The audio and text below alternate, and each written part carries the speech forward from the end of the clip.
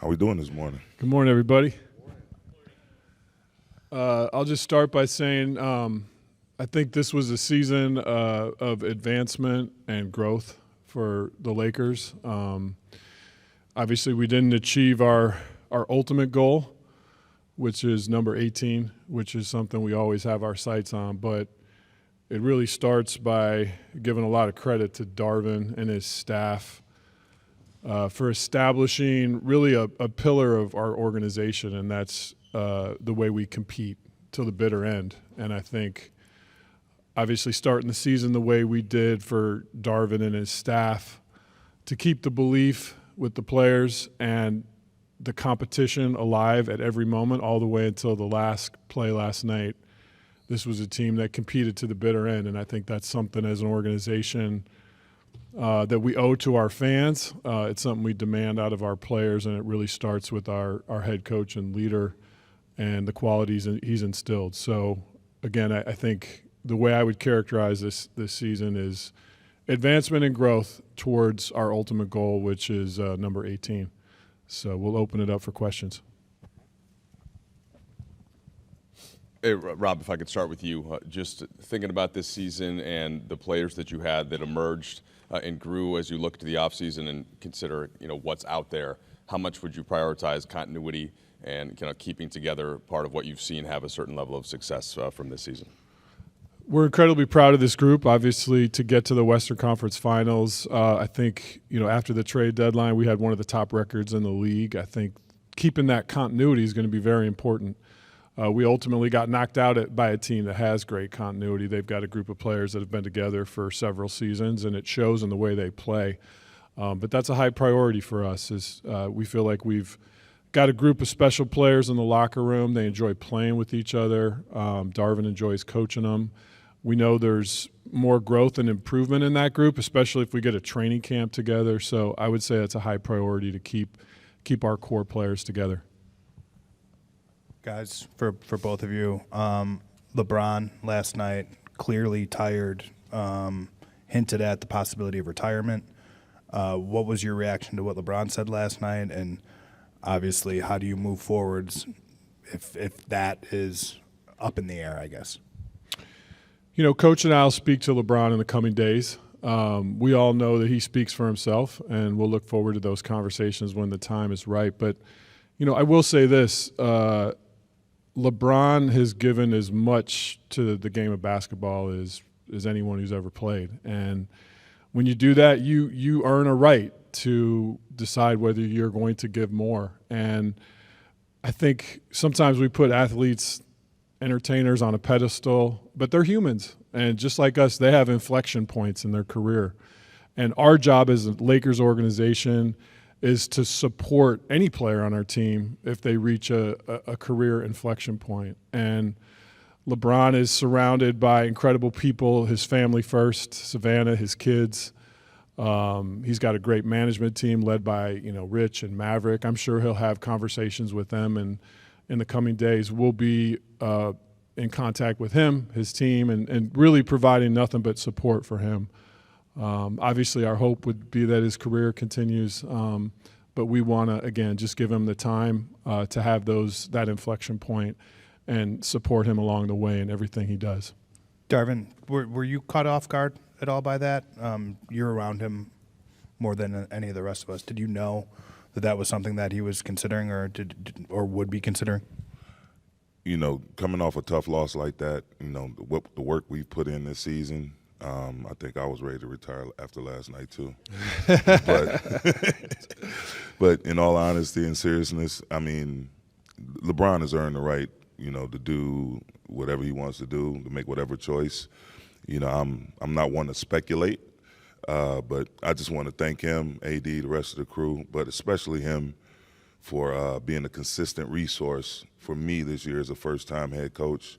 I've been around the game for a long time, but transitioning into this seat, he was one of the most, if not the most supportive, knowledgeable, communicative resources that I had all year, and it really made for, it was some challenging times in this season, but my transition into it, and from where we started to where we ended up, as Rob said, the growth process, reestablishing the competitive culture here, trying to work to get us back to the top of the food chain. He was right there front and center for me and my staff. So kudos to him. I love him, support him, and again, he's earned the right to do whatever he feels comfortable doing. Darvin, kind of along those lines, Rob used the word growth. And when you kind of look back on your first season as a head coach, where do you feel this season taught you the most about yourself as a coach, and how does that kind of fuel your preparation going into year two? Just, again, we stand on our work, our preparation. The support I got from Jeannie and Rob through those tough times early really reaffirmed that, we're all on the same page. We're all aligned.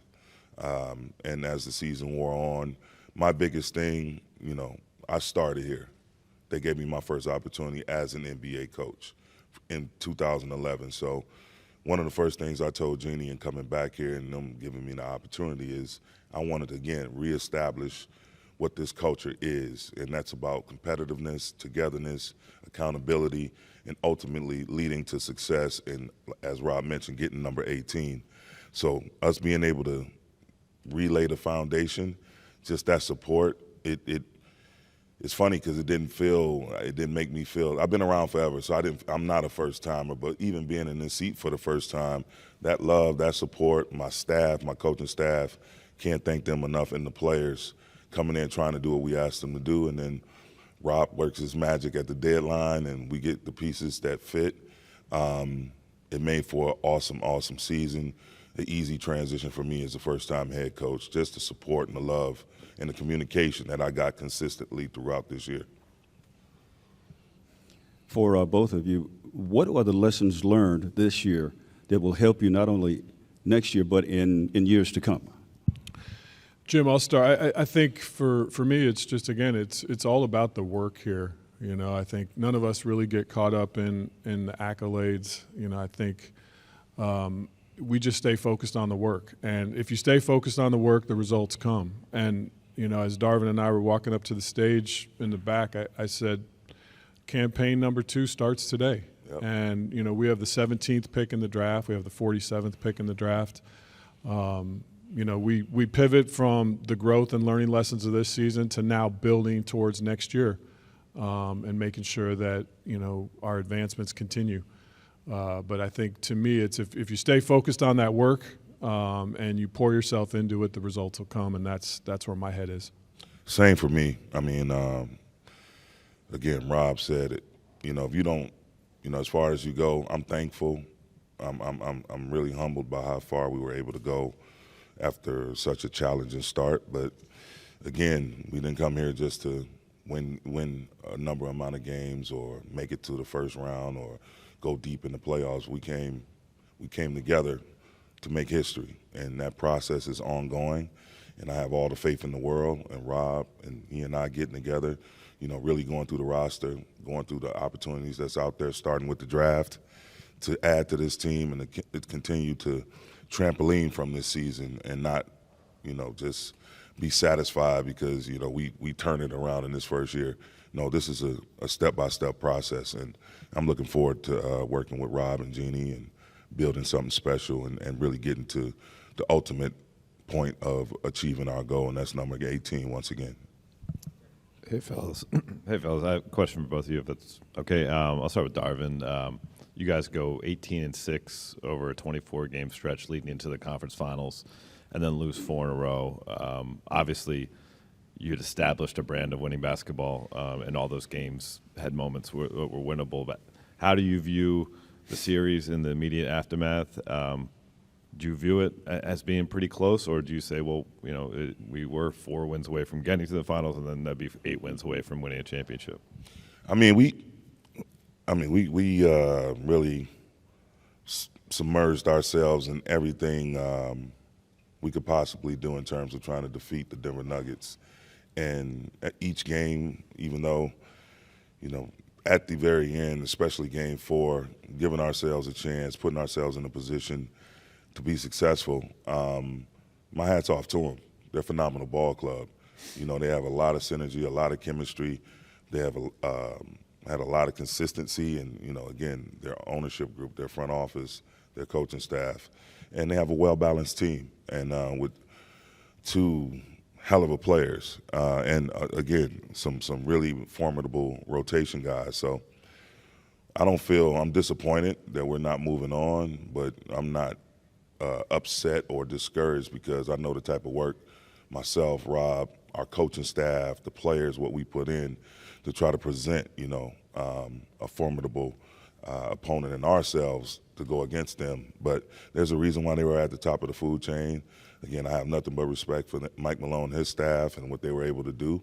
And again, I'm disappointed that a lot of things that were in our control we couldn't execute, that are kind of intangible things of the game. But sometimes, that's the way the ball bounces. I've been on both sides of it throughout my career. A team that you feel like you could have competed better against and probably moved on from to continue your journey, but sometimes it's just other people's time.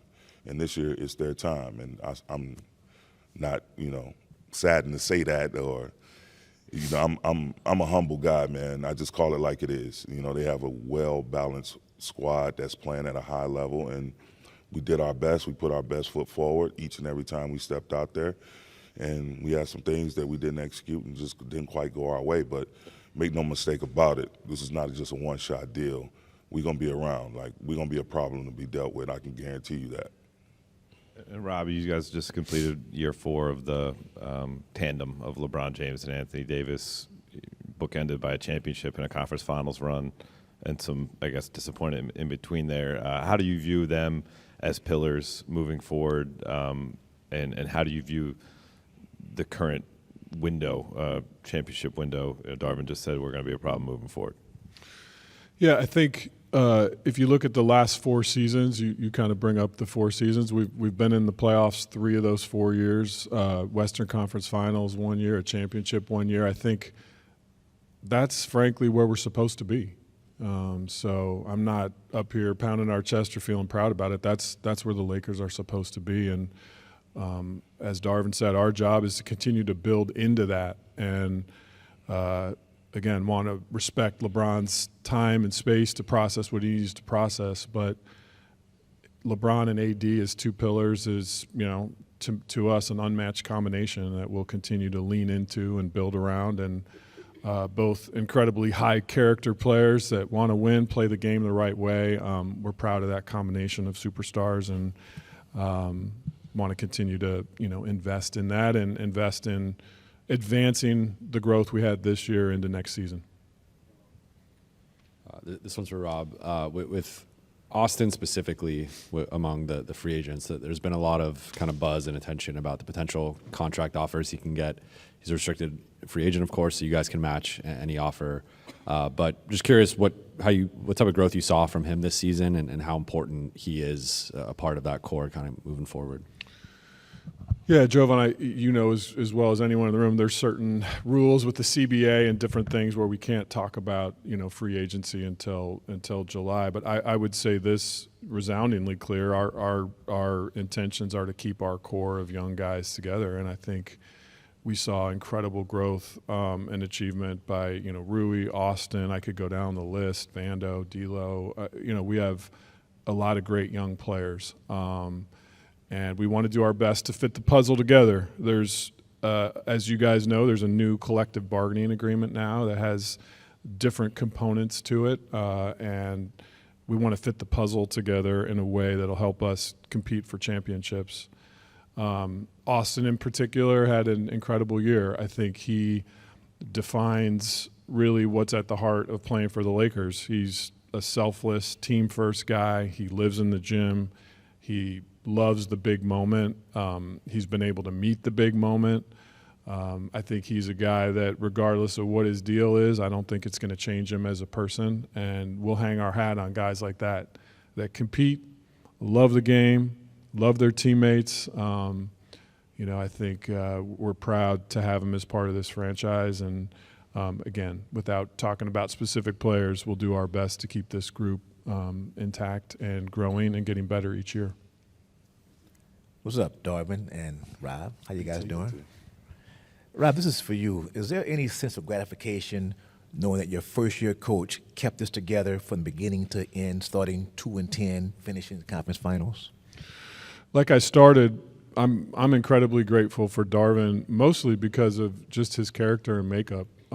We knew when we went through the interview process who he was as a man, as a husband, as a dad, and as a head coach. And we got to see that grow and prosper. And I think there's a lot of different components that make a great coach, and it's easy just to focus on X and O's. But I think when you lead with character and you get a locker room to rally around belief, that's a special intangible skill that I don't think a lot of coaches have, but that was on full display for Darvin this year. I think our players will recognize that and probably talk about it today. They did throughout the season, but I also know Darvin's not satisfied. Just like me, he wants to get better every year as a head coach. I want to try to be a better GM next year than I was this year. You're pretty damn good this year, Rob. Love you. Thank you for the kind words also. But it starts with his character. Hey, Darvin and Rob. Rob, specifically for you, you talked about the importance of continuity with this roster. It seems like, especially for LeBron, he's a guy who it's either get to the finals, have a chance to compete for the ring, or, it's a failure. Do you think this roster, as it stands, has what it takes? And if not, what specific holes do you see on the roster that you'd like to address going forward? Yeah, I do. I think there are components on our roster that clearly worked. I think if you look at just the analytics, again, once after the trade, coming together as a group, we were one of the best teams in the league. And I think in this Western Conference Finals, as Darvin talked about, formidable opponent in the Nuggets, but each of the 4 games was highly competitive, and 2 or 3 of them, I think, went down to the very, very end, or a 1-foot fadeaway three-pointer in a couple of the games where they could go either way. So we were on the doorstep of potentially the NBA Finals, and in the NBA Finals, anything can happen. So I think there's proof in concept that this was a really good team. But again, we're not going to rest on our laurels. If there's opportunities to get even better, whether it's through the draft, whether it's through trades or free agency, we're always looking to improve. But we have a core that is highly successful, and that's a good starting point. I have a question for each one of you. Darvin, first of all, with LeBron when he came back from that foot injury, just how much managing of that was there, and how much discomfort did he play through? And also for Rob, to kind of take care of that long term, is surgery an option at all? I think, we went through various challenges, and as you mentioned, Bron's foot issue, AD's foot issue, even from the beginning, Dennis not being available because of his hand. And when we had Thomas Bryant, the same thing with him. And D'Lo went through an ankle issue upon his arrival. So just being able to manage that. And again, just it's alignment, being on the same page with our medical staff and not subjecting not just LeBron, but any of our players to the possibility of risk of hurting themselves or re-injuring themselves or further damaging a current issue. So it was just communication, us being on the same page, a lot of conversations, and what's not the quickest way to get them back out there, but what's the best way to not only make them available, but to make sure they're not, putting themselves at risk of further injury. So just, again, being on the same page, Rob, myself, our performance team, and, again, the player, speaking to us, letting us know when they were ready, and then confirming that with the medical experts that's within our organization and moving forward. So it was a challenge, but one that, you could see the passion in Bron and A and different guys that we know we needed to lean on to be able to make a run like this. And the communication was excellent, and when it came time and all the medical reports were clear, we were able to make them available to our lineup. I'll say this, I think, all of us understand that the investment of time and resources that LeBron puts into managing his body, again, puts him at the very top of those that have ever played the game. And I know that'll continue just the way he approaches it. I will say that with that injury in particular, of course, when there's any injury, you seek multiple medical opinions. And There were some that doubted whether he could play again this season. That it was a significant injury, and for him to end the season playing virtually 48 minutes and posting a virtual 40-point triple-double as a player in the 20th year of his NBA career is staggering. And so we can lean into the fact that, you know, our medical team, led by Chris Jones, Mike Mancias, who leads, you know, LeBron's medical area, I'm sure they'll do what's best for him in the offseason. But clearly he's got the right recipe, because to be able to go from doctor opinions that are saying, oh, your season may be over, to ending the way he did last night is breathtaking. Thank you. Hey, Malik, How you doing? kind of a up and down experience, I know for you personally since you got here, but how would you kind of assess your time with the Lakers and obviously your contract situation with the team option? What do you expect moving forward? So first things first, I just want to control what I can control, whether that's here or anywhere else. So just have a great summer, work on the things I need to work on. From a standpoint of view of the season, I think I had a great opportunity to play for the Lakers, turn the season around by going 18-8 after All-Star break, and then playing in the playoffs. I'm just very thankful to have that opportunity, and I had some ups and downs, but at the end of the day, we changed the culture. The three guys that came with me, Vando and D'Lo, we changed the culture. So that's our main focus.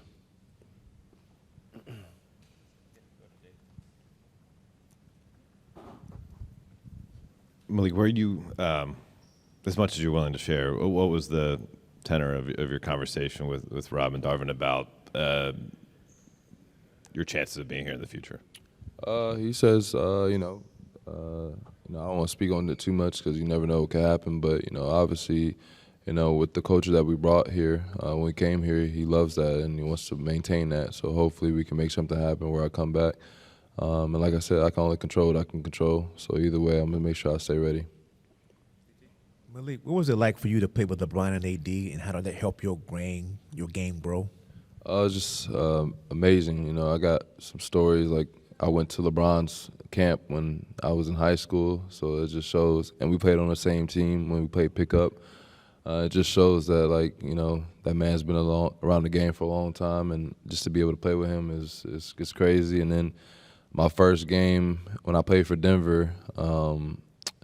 In the NBA, AD had 50 and 20 the first regular season game, and I was like, wow, I'm in the league. This is crazy, and now I'm playing with him. And then when I was starting, there was this thing, the Star Spangled Bangle was going on, and I was just standing there. I'm like, dang, I'm really starting next to AD and LeBron. This is awesome, man. I'm blessed to have this opportunity, and let's go out there and work, and let's take advantage of this. So it's a blessing, man. Malik, along the continuity lines with this group, you guys obviously made the Western Conference Finals. Wasn't the result you wanted, but still a deep playoff run. What do you think the ceiling is for this group if you guys stay together? Definitely a championship. Just the fact that we weren't even here for the majority of the season just shows that if we get a training camp together, if we get the first half of the season together, let alone the rest of the season, I think we could be really great. I think we could win a championship. We were right there right now, and fortunately, Denver played better than us. And like I said, I don't think a team can beat us in the 7-game series again if we have this type of experience and play together and have a training camp together. Malik, you got to you mentioned LeBron. You got to observe him over these past 6-7 weeks since he came back from the foot injury. How much did he put into this physically and mentally, and do you think that played any role in kind of what he said last night about contemplating his future? I'm not sure what he's going to do with his future, but the stuff I've learned from him this season has been amazing. Like when he was injured, he would juice for a certain amount of time and then eat certain days to help speed up the recovery process. So now I'm about to go juice for a little bit to see if that helps. He's always stretching. He's always in the gym. He continues to put in the work, and that motivates me to continue to do that too. If he can do that at his age, I know I can do that as well, and expand my game to the maximum level. Jared, we were just talking to Malik, and he said in his meeting with Darvin and Rob, they talked about how they valued how you, him, and D'Angelo helped change the culture of this season. In what ways do you think you guys did that? And I guess big picture moving forwards, how important do you think continuity is for this team, for this group, going from, 4 games in the Western Conference Finals, potentially to having an off season together? I think when we got here, we brought energy. We brought, we kind of just instilled how they wanted to lay the foundation here. With just energy, hard work, and continuity. And I think that goes a long way. You look at a team like the Denver Nuggets, a team that's been together, had the training camps, been through the ups and downs, and that continuity, it goes a long way. And I think that's what we're trying to build over here, to get to that next level. Vander, obviously you're known for your defense. Is working on your offensive game something that you're looking forward to doing this summertime? Oh, for sure. Summertime, I'm always looking for ways to improve my game, both ends of the floor. And I think for me personally, that'll be the next, the matter of me taking that next step, that next level, not only for regular season but for playoff as well. So I'm super excited to have a full summer, here with this organization, getting to work with these guys. I'm looking forward to it. Vander, that said, obviously rounding out your game is part of it being professional every summer. But when we first kind of saw, many of us first saw you play before the Lakers was in Golden State, and you were flashing some of those kind of big point guard skills, but the role you were asked to play was not that. And while it was, I guess, a more minimized expectation, it kind of maximized your impact. What did you learn about fitting in to the structure of a team through the role that you played this year and all the success you guys had? I think about, a big part of being a professional is just, being able to play your role and being a star in your role. Obviously I think I'm more than capable of doing more on that end, but, for this team, it didn't call for me to do that. We have a lot of talented guys on that end. And for me, my main focus is just, locking in on that defensive end. So obviously those first couple of games, we were down with, no LeBron. And so having our full roster, it calls for us to, lock into, more specific roles. So like I said, going this summer, I'm still looking forward to, improve my game, each and every offseason. That's the goal, is to get better, add something new to my game that, that I probably didn't have the previous year. So just being able to be versatile and be prepared for any role that I'm called upon. Vando, what was the experience like playing with LeBron and AD, and how did you feel like you fit in and complimented them, and then them also compliment you? It was great. Anytime you get to play alongside, one of the greats in LeBron and, even AD, guys of championship caliber. I just wish we had a full season, being able to go through a training camp and stuff. But that's one of the things I'm looking forward to next year, is being able to go through a whole training camp, whole season. But I think the fit was great. Us coming in, bringing some youth, some size, some energy. And I think that's what they kind of lacked to start the season. And, our youth, matched with their experience. I think it made a great mix for us, making that late season run and even that postseason run. So, like I said, I'm looking forward to having a full season, full training camp, and, getting our guys being able to lock in from day one and, just continue to build that continuity. What up? Well, it's been quite an interesting couple months here since you were traded. Just wondered how you viewed the whole process of you coming back here and what you take out of this run to the Western Conference Final as you approach the offseason now and trying to figure out the next step. Complete success. Honestly, it's been a great time. It's been a great experience. To come back and be in this position as prepared as I was, give myself a pat on the back for that one. Being able to just adjust and just get thrown into, the fire with the team and trying to figure it out on the fly and make it to the Western Conference Finals. Complete success. I really can't really complain about anything besides the ball going in when I wanted it to. But other than that, I enjoyed my time, and it was what it was. Along those lines, Rob talked about a desire to keep this team's young core together. You're a free agent. What is your interest level in keeping this core together, and what do you think this team could be with an actual offseason and some continuity? I mean, I said that from the jump. We had some success early when I first got here, without having any off season together, any real time to just kind of get things going and some confidence under our belt with our system and with the guys that we have. We just kind of just figured it out on the fly. So to have that success, obviously there's some positivity there, and would love to get the opportunity to see what that looks like. But this is a business and this is the NBA, so we'll see what opportunity presents itself, and obviously I'll do the best for myself. D'Lo, many of your teammates and your coach all praised the Nuggets. And LeBron last night, I think, said it may be the best, most complete team that him and AD faced together since they came together 4 years ago. What did you make of them as an opponent, and how would you describe your experience in your first Western Conference Finals? Oh, it's cool. It's cool to be there. I think that team is, it's not really a lot of holes in their system. It also shows the league what a year of chemistry can do for an organization and for a team and for a coaching staff. For what I mean. So for them to develop and come from where they've come and to be where they're at now, where they're going to the finals, and they got 2-time MVP just through his development there, and you got the Jamal Marys of their team and all those guys that help. It's a pretty complete team, so I think the sky's the limit for them for sure.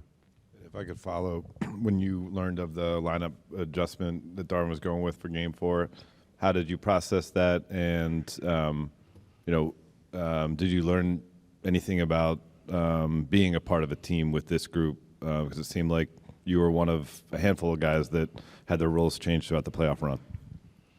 I mean, it was tough. It was tough to agree with it, obviously, but in a short period of time to not become a distraction to your teammates and to everybody else that's preparing just like you to get the one goal done, which is win. I knew that was where, you had to be professional. You can't be a distraction at this point of the season and things like that. So that's kind of how I went about it. I wanted to be professional and try to dominate my minutes, when there were minutes for me. D'Angelo, how did your game grow playing alongside someone like LeBron and AD, two forces in the league? Say that again, sorry. How did your game grow playing alongside LeBron and AD, guys that are known to be two forces in the league? I got to really watch them. I think just watching those guys and, seeing their preparation and how they lead the team off the floor and things like that really, allowed me to just add some things to my toolbox. As far as playing with them, I feel like, they dominate the game and they know one way, and that's dominate the game. So for me to get in where I fit in was probably the adjustment for myself. But when it happened, it was successful. D'Lo, last night LeBron shocked a lot of people by mentioning his potential retirement or kind of hinting at it. What did you make of those comments? And I guess were you as surprised as all of us were? I only heard about it. I didn't see it. So, I mean, I don't know. I was chilling with my family, to kind of worry about that. And I really don't have any thought on it, to be honest. It'd be crazy to see him away from the game, especially when I feel like he has a lot more in the tank. So I don't really know how I feel about that. Hi, D'Angelo. What do you think was the key for you to have such a dramatically positive impact when you joined the group? And moving forward, what do you think are the keys in building off of that through both the ups and downs? I just think it honestly just goes to what type of player I am, to just be able to adjust, with the just completely different brand of basketball and what I just came from in Minnesota, and still have some success and be relevant out there with these guys. I just give praise to my IQ, my study of the game, just knowing how to prepare myself for what I was about to walk into mentally and physically, to kind of recognize that and activate it. I give myself another pat on the back for that. As far as the future goes, I have no idea. I think when you put a group out there that knows the game and everybody wants the same goal, I think you'll have some success. But at some point, you'll see you need that 50 games, you need that training camp, you need that off season to kind of get over the hump. And we didn't have that. We made it to the Western Conference Finals, so I think the future's bright. I think Rob Pelinka has some decisions to make, but that's what his job is, not mine. So would love to be here and be able to attend to it and contribute to that. So we'll see. D'Angelo, what do you think works so well with you and Austin together in the backcourt? I mean, just high IQ, man, and he's one of those guys that just plays the right way, and he's super aggressive at doing it, and to be able to make the pass while being aggressive and be able to score while being super aggressive too, it complements the guys that you're around. It forces teams to guard you, forces teams to respect you, and we both got it going. I think it's pretty. The pace that we play at makes the game easy to control. He's getting fouled, he's making shots, he's got the crowd going. I'm making shots, I got the crowd going as well, and it's contagious to our teammates. So I think just having that line of good cop, bad cop, made the game fun as well. Who's the bad cop? Probably me. That's what y'all say. So I'll be the bad cop. D'Angelo, you're 27, yeah? Yep. What do you see this offseason as the areas of your game that you still want to add something to or refine even more? The skill set's kind of been there for you for a while, but what are the parts of your game that you see, especially kind of with this fit and this postseason run, that you're focused on? I mean, at this point in your career, to be honest, I feel like you're you, and I'm nice. I ain't worried about my game. I know who I am as a player. I know what I'm capable of. I can win games. I can be better than your point guard. I can be better than your shooting guard. That's just all what the game's going to present that night for me. So I think obviously you can shoot a better percentage of free throws. You can shoot a better percentage of threes and field goals for whatever. My whole thing going into the season was being a better catch and shoot guy. And before I got here, I was very excited with my numbers. I was proud of my numbers at that category and my three-point percentage and my free, all that other stuff. I worked on it. My main thing was being healthy to play in the postseason and have a run like we did, and I came out healthy. So I'm excited about that. I want to come into the season in shape. I did that. So going into this offseason, I think the main thing for me is just to stay in shape and continue to better my body. I don't think I'm going to get better at going right, and I'm not going to be fast enough to break your best defender down in the ISO. That's not my game. But just continue to study what I already have, my spots, where I get shots, where I'm aggressive, just understanding those spots more. I think that's where I get better. Yep. Hey, D'Lo, you made it clear that you'd love to come back. How would LeBron's potential decision around retirement affect that? I have no idea. You asked me about a bunch of potentials. I don't have a for sure answer for you. D'Angelo, when you look at the playoffs as a whole, how do you kind of, in terms of thinking about improving and being more consistent, there were a lot of highs and lows through that. Are there things that you can do to adapt, series to series, to try to level those things out? Yeah, I think one thing I've learned for sure about the playoffs is adjustments and adjusting to what's working and what's not working. And if you're willing to make those adjustments, it's scary. It's a slippery slope because you can lose guys, you can lose the feel, you can lose a lot of things with making those adjustments, or you can be successful in those adjustments. So as a player, the older I'm getting, I realize that, it's hard to make those adjustments too, but that's what the playoffs is about. You got to make those adjustments to kind of have a better feel going into the next game and what's working, what's not. So I respect it. Dennis, you talked about unfinished business when you signed this deal. How did this year go for you? And I guess you're a free agent. What's your interest level in continuing with this organization? Like I said before, I try to make it right. And I think we sure did. We had a hell of a season. I think, like I mentioned yesterday, 0.3% chance to make the playoffs. Rob made a deal, trade deadline, brought 3-4 guys in here who, playing great basketball, compete on the highest level, and we turned the corner and, beat Memphis in the playoffs, Golden State, and then, lose against Denver, but Denver is a pretty good team. But, we gave everything we have. I gave everything I have, and I think it was a great season. Dennis, last night LeBron closed his press conference by hinting at potential retirement. And earlier in the season, you had told the publication that he had told you he was considering playing till 45. So did that comment kind of catch you off guard, or were you aware of? I didn't even see it yet, but I can't see that. I don't know what's going on. Maybe it's personal, whatever. But to retire and the last game in the playoffs, you make 40, 10-9. I think you still got juice, to play a couple more years. So whatever he decides, he played for 20 years. We're going to support him. I'm going to support him. And hopefully he's going to come back. Hi, Dennis.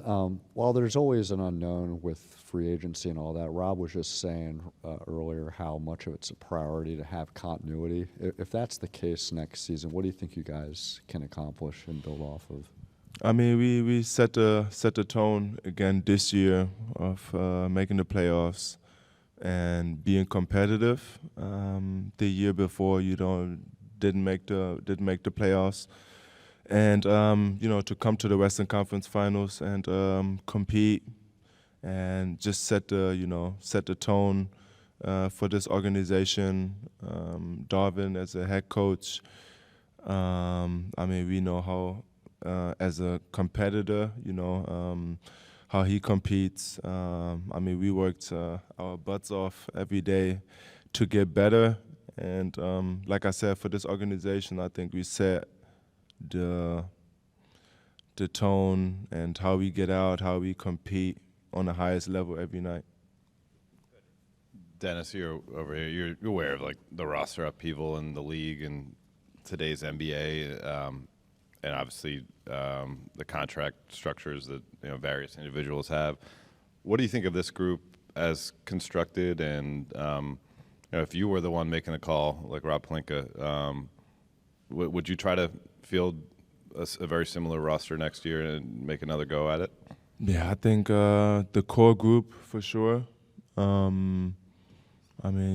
Like I said, Bron, I don't know his situation, Bron, AD, Austin, Rui, D'Lo. There's so many people here. Of course, you try to make that happen because, we was very close of making it to the finals and, compete for the championship. So, of course, you got to think about that. But, luckily, I'm not in this position to make a decision. He got to, make the right decision for this organization, but I think he will, and just go from there. Dennis, obviously you were here a couple of years ago, played pretty well, and then you weren't here, and now you're back. I just wonder what it is about you, the way you play, kind of this organization, part of that competitiveness.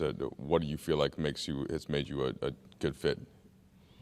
Darvin knows. When I was 18, 19, came to Atlanta when I got drafted, Darvin was my assistant coach.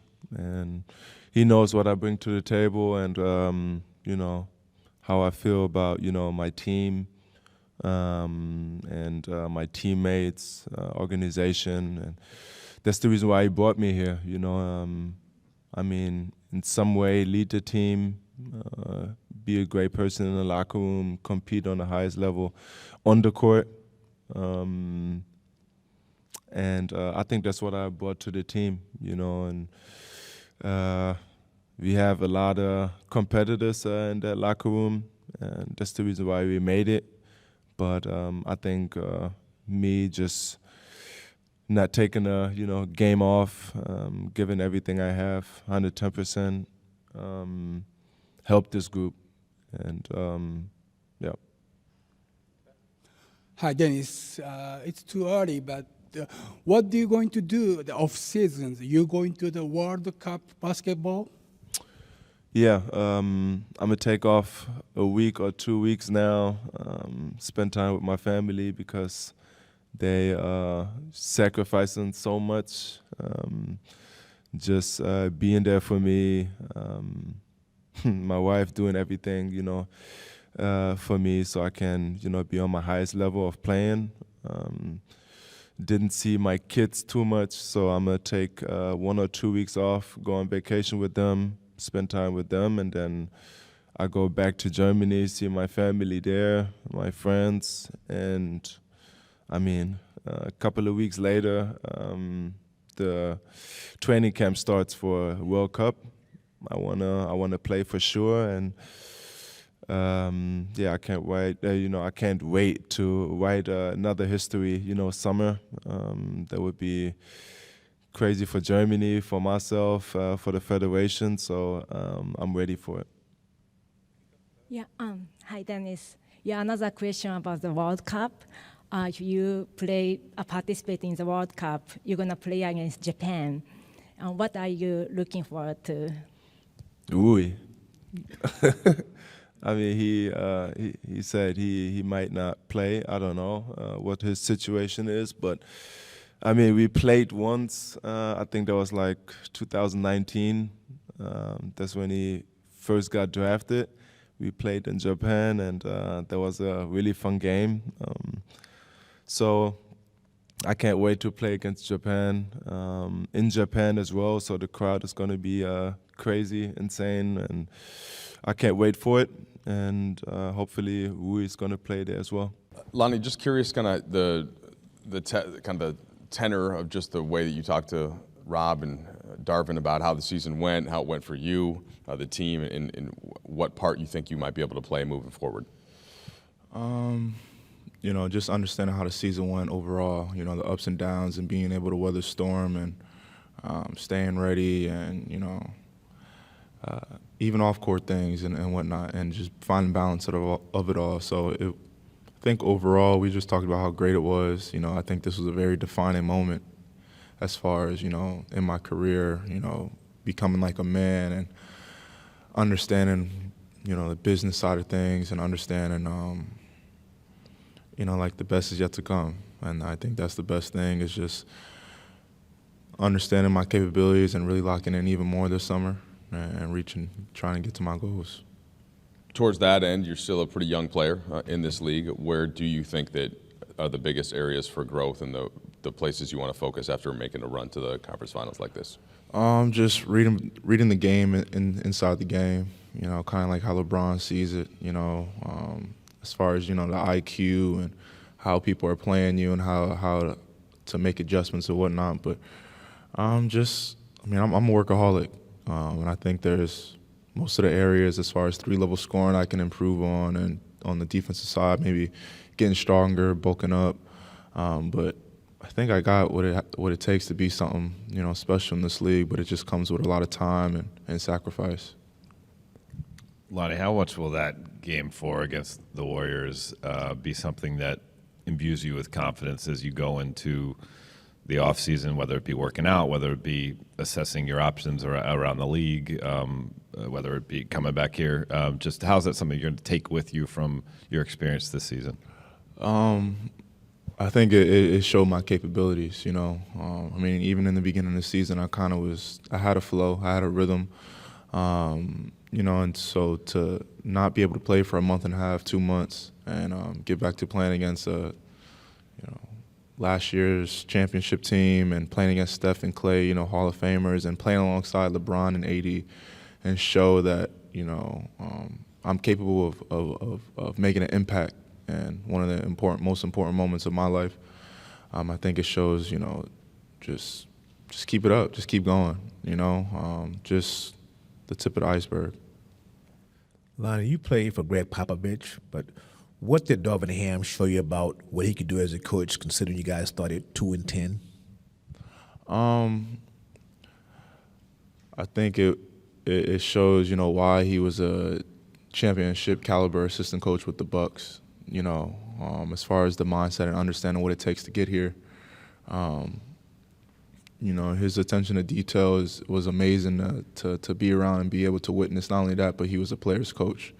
You know, he was one of those guys that I firmly believe anyone can go and talk to about anything, on the court stuff, off the court stuff. He really elevated and alleviated your mind, you know, as far as, you know, being able to talk to you and teach you things. If you wanted to watch film, he was always for it.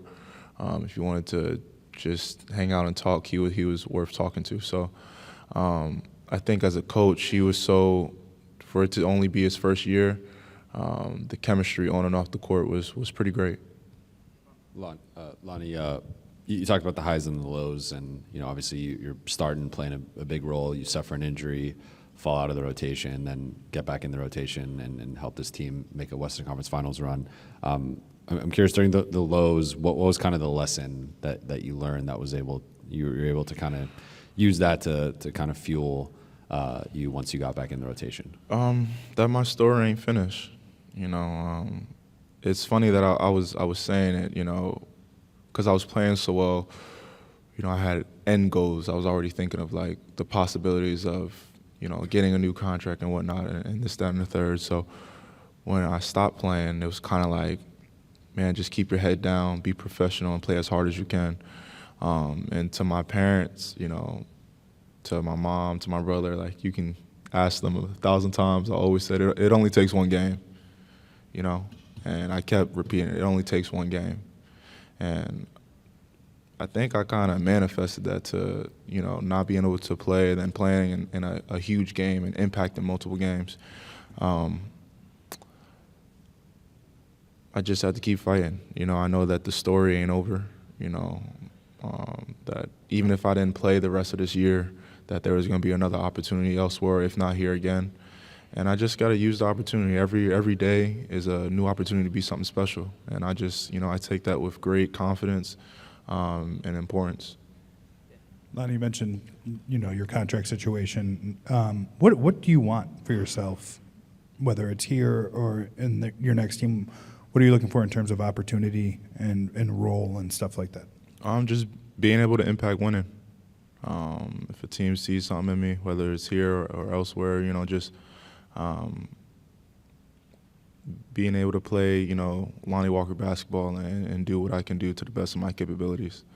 But, I mean, we'll see how that goes. Yeah, hey, Lonnie. You just mentioned impacting winning. What are some specific ways you feel like your game grew this year in terms of being a valuable player on the court, even when you're not necessarily cooking offensively?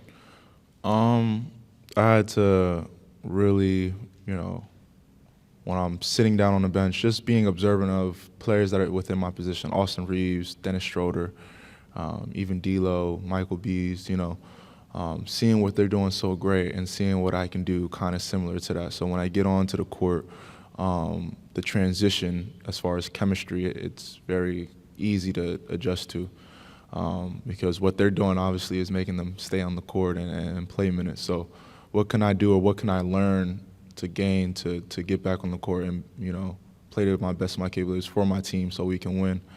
And I think really just learning, watching film, you know, seeing what's a good shot to a great shot, you know, understanding time and place for certain shots, you know, if they're on a run or if we're on a run, what's a great shot. And very just diving deep into film and just learning those things, you know, as far as just the IQ side of things. And I think having such great teammates and such offensive weapons, I've learned so much on all three levels. Lonnie, you came into this season talking about defense being a goal for you to improve that over the course of the season. And now that you've had this whole year, what's the hardest part about raising your game defensively? I think it's just consistent intensity, consistent effort, you know, leaving it all out there every single day. Even when there's days where you might have nicks and knacks and injuries or you're tired than the norm. And that comes with just mental toughness.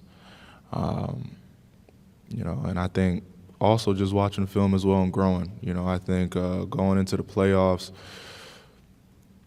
it was more so watching film on a Jamal Murray or watching film on a Steph Curry and see what they do consistent and trying to understand how they're getting their shots off and trying to, you know, stop that. So it's really just being disciplined, watching the game plan, knowing what you're taking and what you're given. And, you know, and that just comes with growth. When you're one of the few and the proud to have been through last year and this season and feel like what that roller coaster was like, how satisfying and gratifying was it to go through that process and end up in the Western Conference Finals with the Lakers? Oh man, this has been a journey, like you said, a lot of ups and downs. When I first came here, one thing was that there was not a lot of hope at all, you know, and that was something that I seen about the spirit of the team last year. Like, we didn't have much hope. Then the beginning of this season, starting off 2-10, there wasn't much hope, but just being able to weather through the storm with my brothers was something that was really appreciated once we got to the play-in and the second half of the season where we really made a good stretch, and just to have that belief and have that feeling that, you know, we could win, we could do something special, and have everybody buy in. There was a feeling that, you know, you really appreciate as a player. That's what everyone looks for when they say they want to play on a contender and play for something meaningful. And I think that I got that this year, and that was something that, you know, we hope to build on. What impressed you the most about Rui and Austin, how they played and how they improved?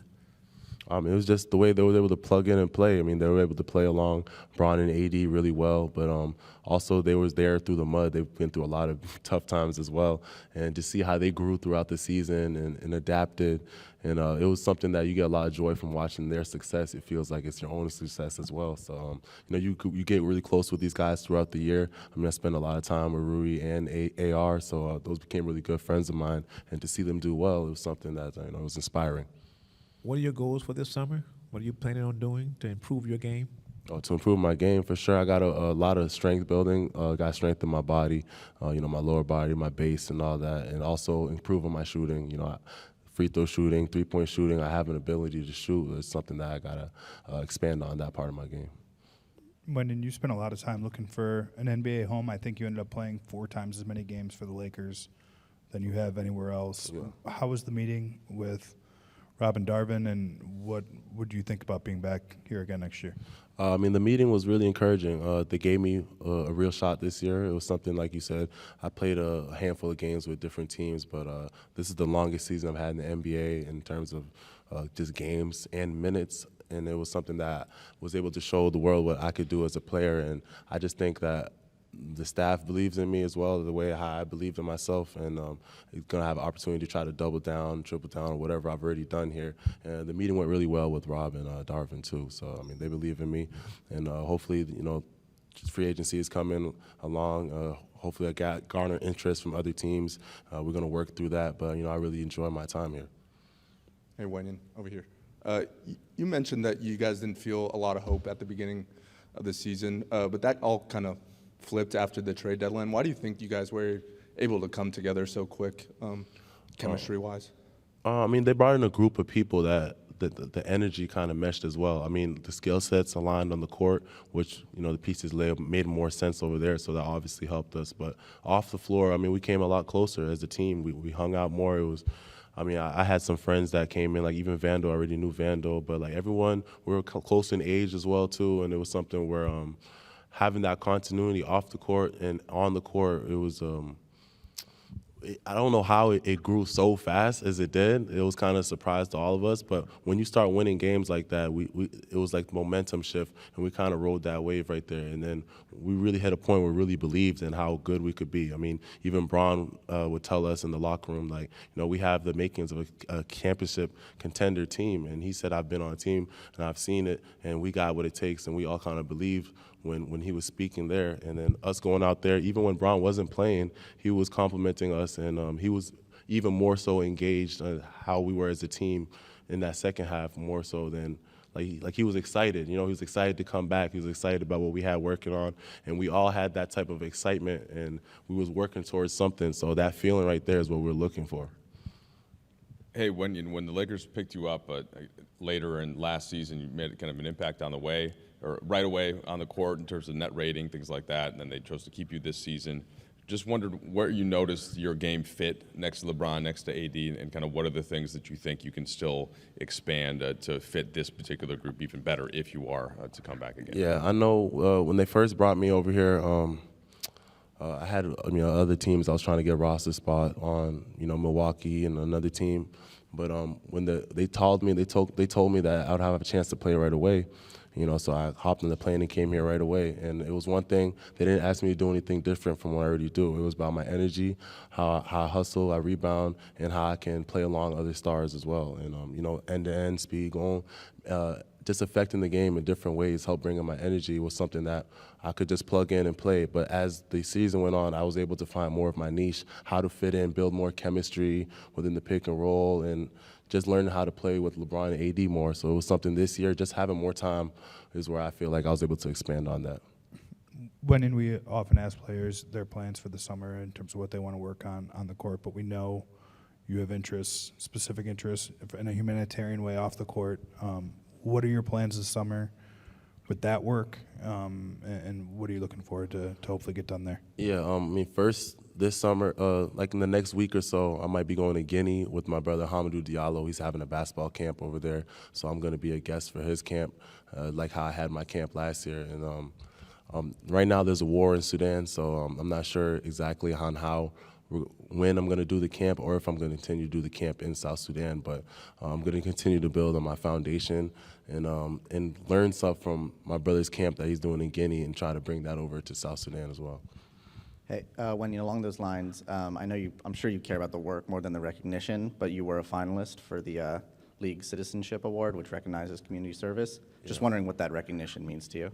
It means a lot. It's something I've always been interested in, and even me knowing that I came from somewhere else and just being grateful for being here in the U.S. is something that just having that attitude of gratitude always makes me want to be able to give back. So being able to be a blessing is something that it means a lot to me. And like you said, it's never been about the recognition. It's always been about the impact.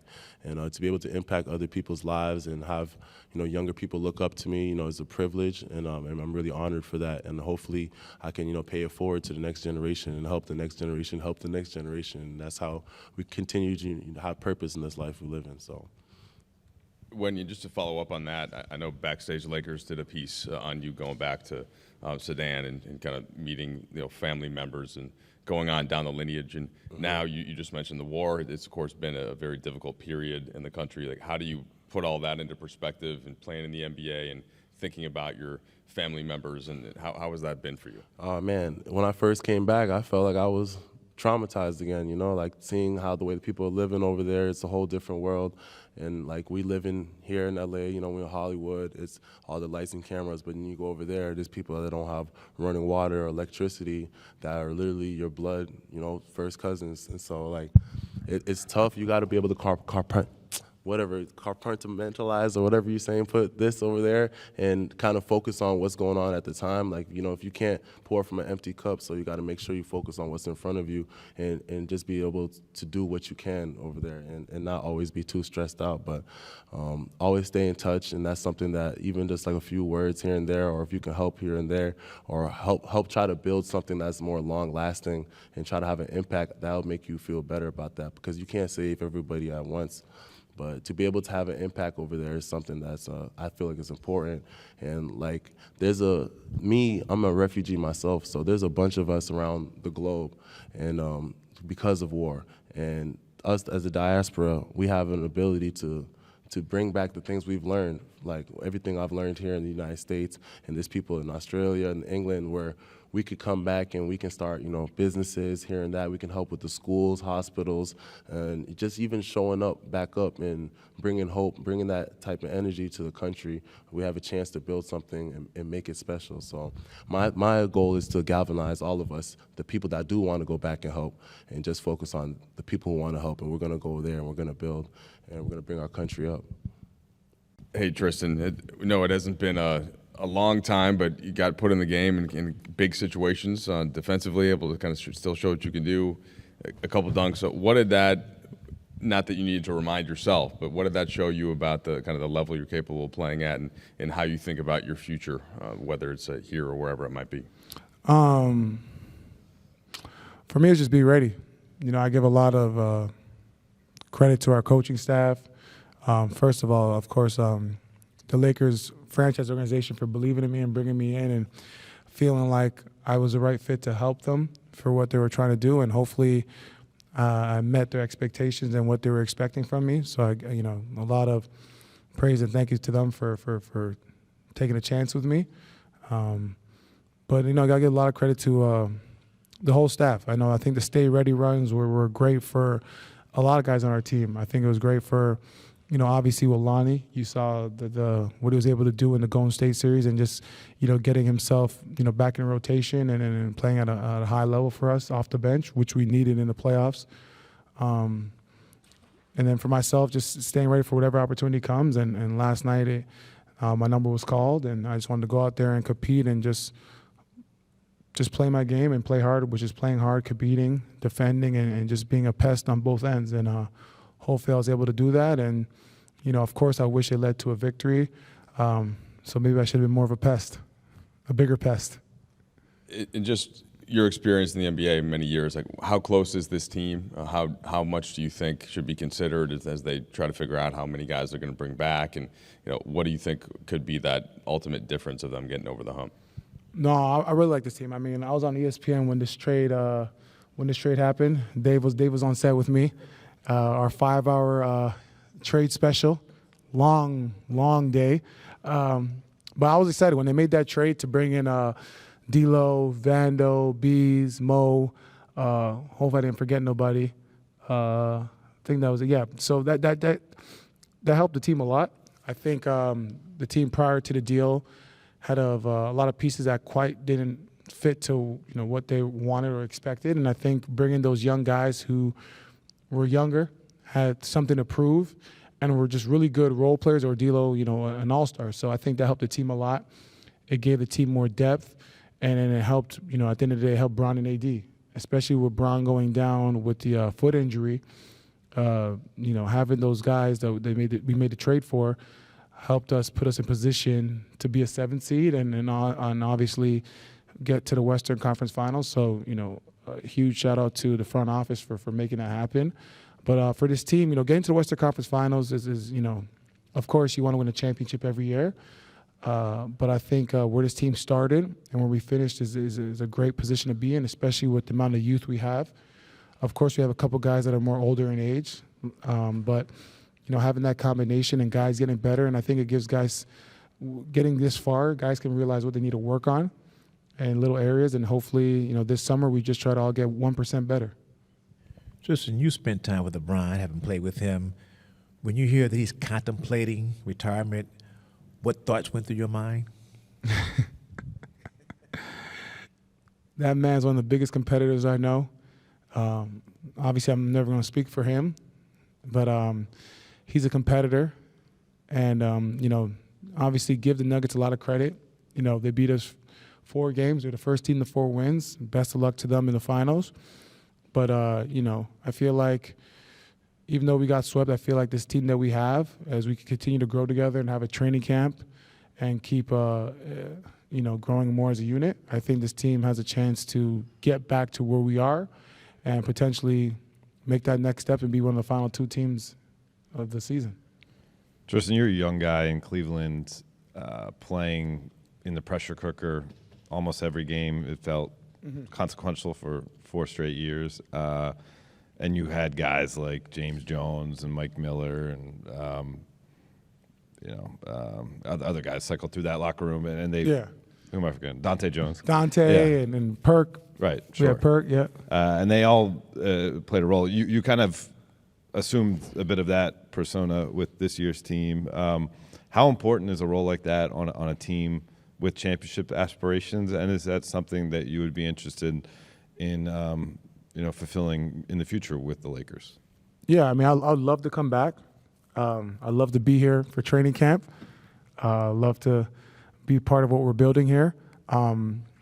It's definitely a role that I embrace. At the end of the day, I'm all about winning. And Dave, you've covered me for some time, and you've been around me, and you know my whole thing is about winning. Winning's number one. Winning trumps everything. So I'm about winning, and however I can help a team, whether it's on the sidelines, whether it's in the stay ready runs, whether it's being in the game, you know, I'm 2 feet in for whatever the team needs. So hopefully I'm able to do that again for this team next year, because I really loved being here and love what they're building. So hopefully we can get something done. So, Mo, how did the meeting go with Robin Darvin? Obviously, injuries impacted your time here, but with your contract situation and stuff like that, what did you guys talk about, and what are your expectations for this summer and moving forwards? Very little talk about contract stuff and the business side of it, because there's still a lot to unfold between now and late June, July. But what was evident was just how important this summer was, as far as just like staying on top of your body and doing what it takes to strengthen and condition your body to endure an 82-plus game season. I think circumstance here was unfortunate.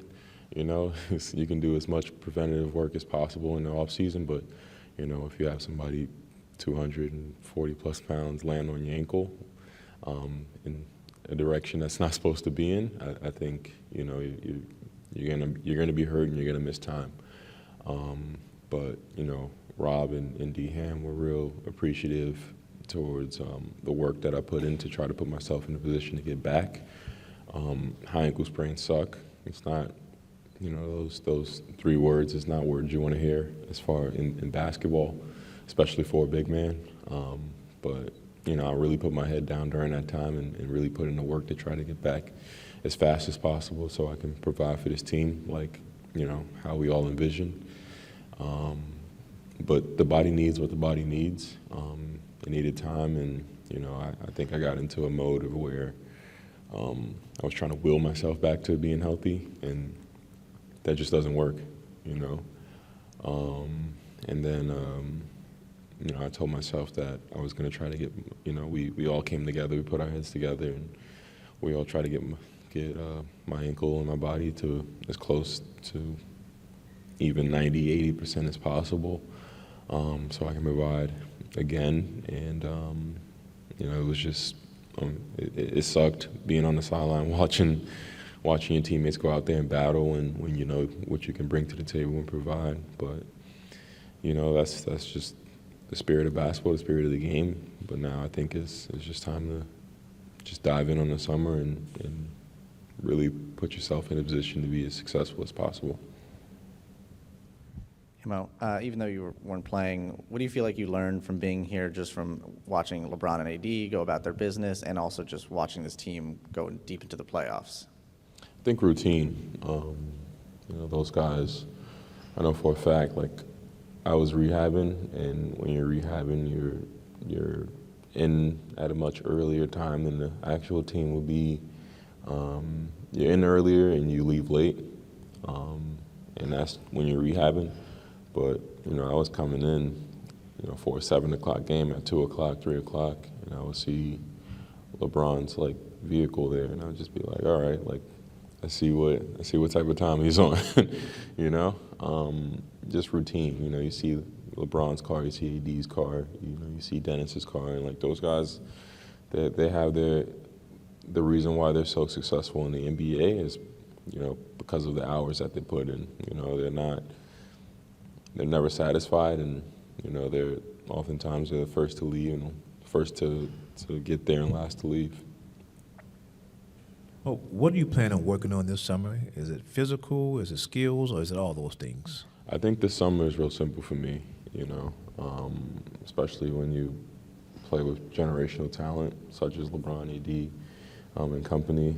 I think it's simple for me. I think it's to just work on my body as much as possible to where it's like a tank,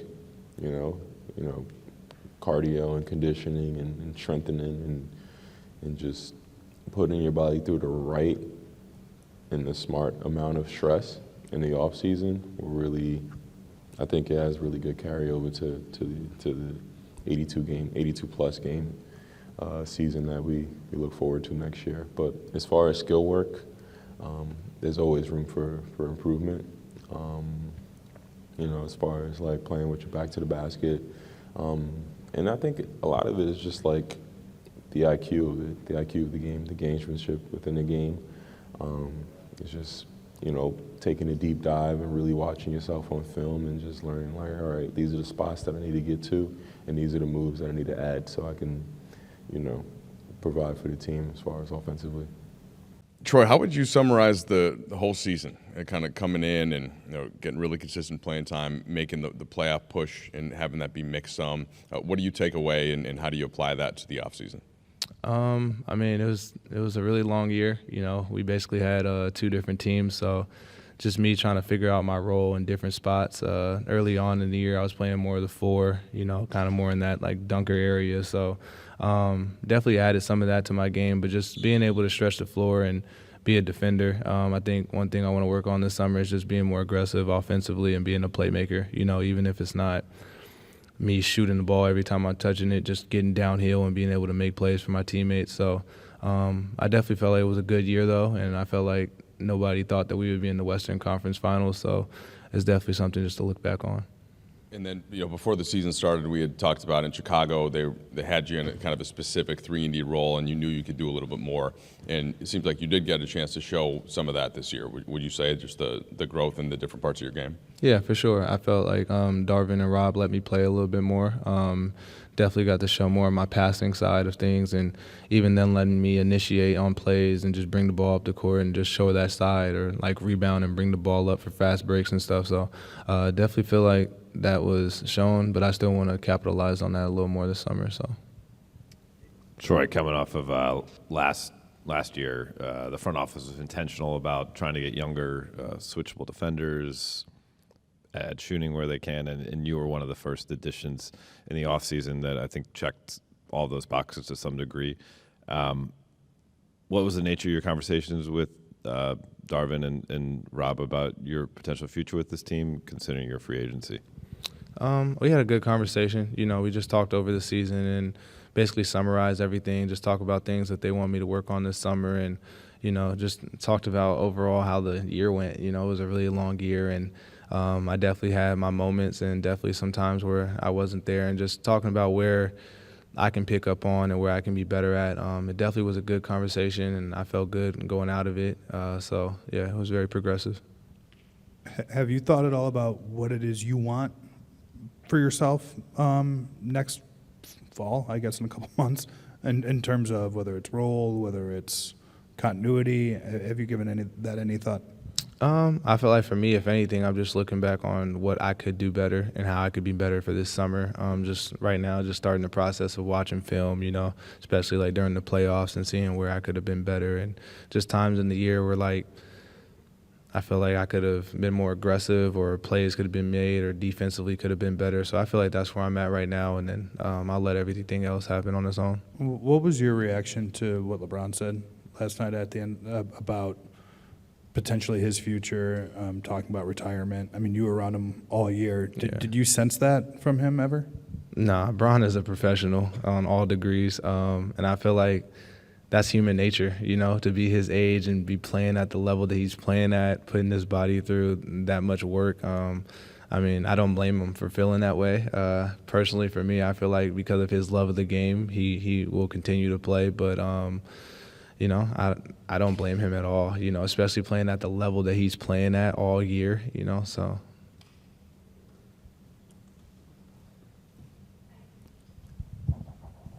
Hi. Yeah.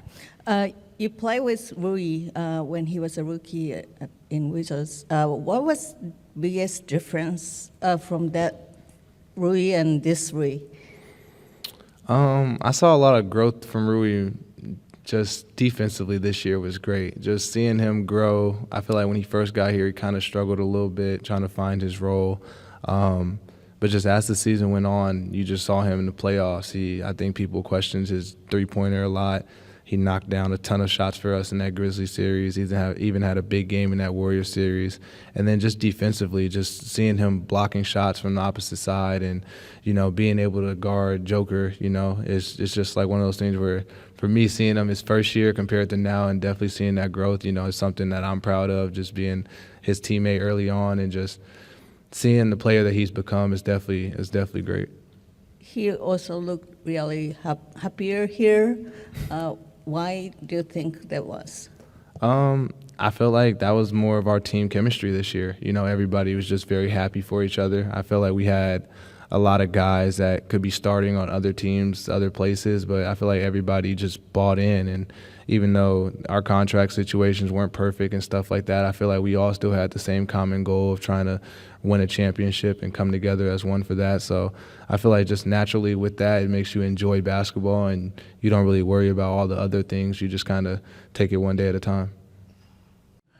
What are your plans for the summer? Will it be playing in the summer league, and what have they told you they want you to work on?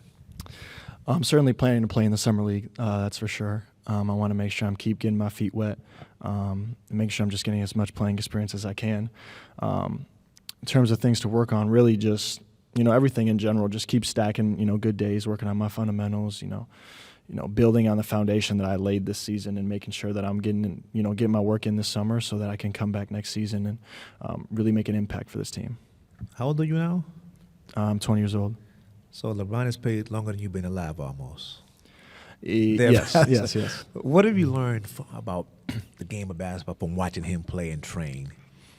There's been a lot of strategic things I've learned from him just on the floor, in terms of scouting for teams, especially in the playoffs, and having this playoff experience of going to the Western Conference Finals, seeing how we prepare for different teams. I think one of the biggest takeaways I've taken from him is sort of his recovery process and his mindset, sort of things off the court. He's been in the league for 20 years, like you said, and so there's got to be some sort of thing that he's doing to have that type of longevity, and that's the thing that I wanted to really, focus on and learn from him is how does he do that? And how can I apply it to myself now so that hopefully, my goal is to play in the league for a very, very long time. I can sort of implement those skills as early as possible so that it can help me, stay in this league for a long time. Hey, Max. What did Darvin and Rob kind of talk to you about in terms of your potential role on this team next year? Well, they said there's an opportunity for me to take. Obviously, it's not going to be given to me, but there's an opportunity for me to have an impact on winning on the floor. And be in that rotation for a long part of the season. And obviously that's my goal, obviously, is to play as much basketball as I can in terms of being in the rotation and being on the floor in order to impact winning. And so really it's up to me and, how hard I'm willing to work this summer and how much I'm willing to improve my game and to be able to come back, training camp, summer league, and sort of showcase those skills to not only myself, but, everybody within the organization, my teammates, the front office, or, ownership, Coach Ham, all those guys. So there's an opportunity for me to take, and all I need to do this summer is work hard enough to take it. Max, there was a time this season where you got meaningful minutes on a semi-regular basis. You get through the playoffs, and it was, spot minutes here and there. What did you learn from seeing guys like Troy and Malik and Lonnie go through that similar process as veterans, but stay ready, someone like Lonnie in particular when he gets his chance? Yeah, certainly. I mean, like you said, Lonnie is a perfect example of staying ready. And I think it goes to show those veterans, Malik, Lonnie, Troy, the guys that, were really playing at the beginning of the season and maybe not get as much time towards the end or in the middle. It just goes to show you how long of a season the NBA season is, how it ebbs and flows, the ups and downs, and how staying ready is super, super important because you never know what's going to happen. Like you said, Lonnie gets thrown into that Golden State game and contributes 15 points, I believe, in the fourth quarter, and he's the reason we won that game. All because he stayed ready, stayed professional, and so for me going through a rookie season like that, especially after the trade deadline where I really had to stay ready the whole second half of the season. just watching Lonnie and how he did that, watching, Bees, as the playoffs started to, simmer down, as we got, farther and farther, how his minutes sort of declined, how he stayed ready, and same with Troy. And so watching those vets who have, 3, 4, 5 years in the league, seeing how they stay prepared and how I can sort of take that, into my future if I'm ever in that position again. Yeah, that's the plan. Hey, Max. You talked a lot last year about, needing to gain strength to be prepared for the NBA game.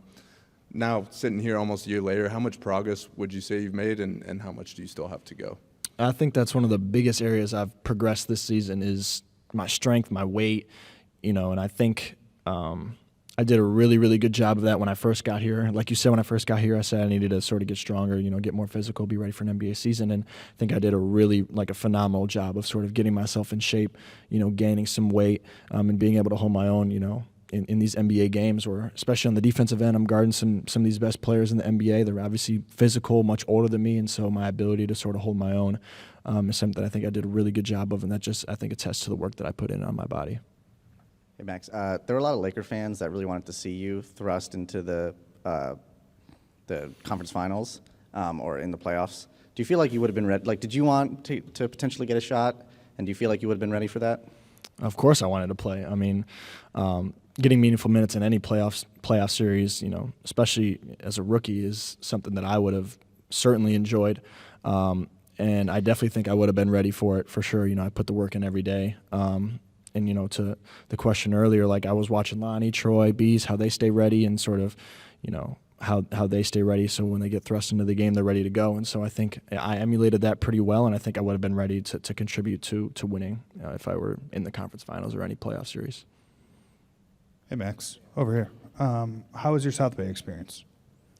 It was phenomenal. I mean, being able to play in the G League and sort of, get a little bit more opportunities just simply because, the G League team is just a little bit different than, the NBA team, and having more opportunities to sort of, just play basketball with the ball in my hands or, play more minutes on, in these games. So that was definitely important for me. I think it was a really good experience and a lot of takeaways that I had from it and something that I can capitalize on this summer. Hi, Max. I think your younger brother going to play for University of Minnesota. Mm-hmm. Yep. Yeah, and I think he tried to, follow your step. How big your experience here is for your family? It's definitely huge. I mean, for my younger brother in particular, who's trying to play basketball at this level as well, he sort of, saw what a rookie season could be like. And I think he learned a lot just from watching games, just from the stories I've told him and the things I've told him, about being in the NBA as a rookie. And I think it was really good for him just to have, someone like me as an older brother to sort of watch. And I think that just is true for anything in life. You got a big brother who goes through experiences before you, and then, you see what he did wrong, what he did well, and how you can capitalize on that and how you can, avoid the same mistakes. And so I think, the same analogy applies to this. Rui, how would you describe the last few months since being traded to the Lakers, and then you're going to be a free agent this offseason? What is your mentality going into this summer, and what's important to you as you make a big decision? Man, first of all, it was crazy, crazy 3 months for me, crazy mean like good meaning though, it was one of the best time of my life, it was like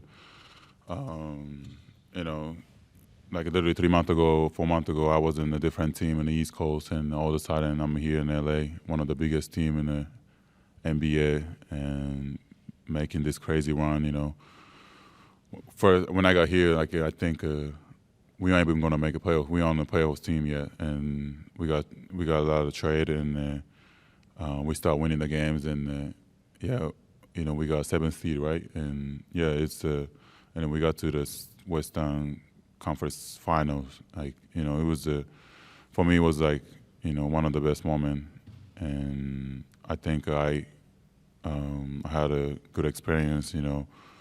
I learned a lot of things. From of course LeBron, AD, like the coaches, the field, like it was just for me. It was I feel like I had like a 2-3 season, this year, and it was it was just it was great for me. You think it's gonna be great for my career. So yeah. Rui, did it feel like kind of there was that one DNP and then seemed like you were more aggressive after that, and it seemed like everything sort of clicked, and you put together one of the most consistent stretches you've had of your career. How much of that was comfortability with the situation with the teammates? How much was it that the stakes were high and you were playing meaningful basketball? What do you think it was that kind of clicked for you? Yeah, I think it was for me. It was like a day off for me. They gave me a day off. To relax a little bit. So I can kind of, go out. But it was their plan. I guess. Yeah, I think it was a good plan. But it's like you said, I never in my life I never had like DNP or anything. Throughout my career. So for me it was really hard. But at the same time, I was talking to Phil, I was talking to other guys, my team, my agents, and saying that they kept telling me just be ready, just be ready for the big games, They said they're gonna need me for all those big games, so they just be ready. So my mindset was those playoff, playing games or something. And so I kept walking, and yeah, it was a good lesson for me, and yeah, it's just that's a part of the NBA. That's a business too. So I kind of understood that how all these things works, and it was for sure. It was a turning point for me. Yeah. Hey, Rui, just wondering any summary of that initial combo you have with Rob and with Darvin as you think about, the future.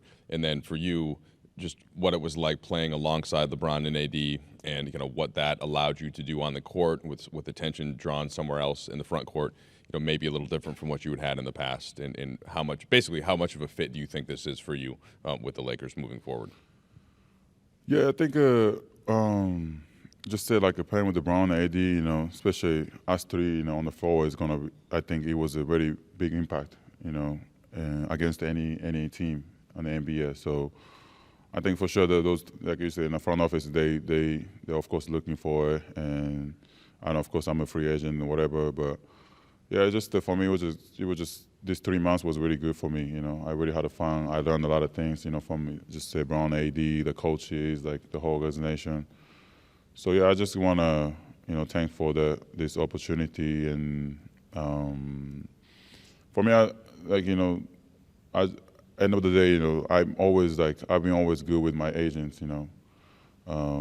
Jason and Matsu, they always been really grateful for me.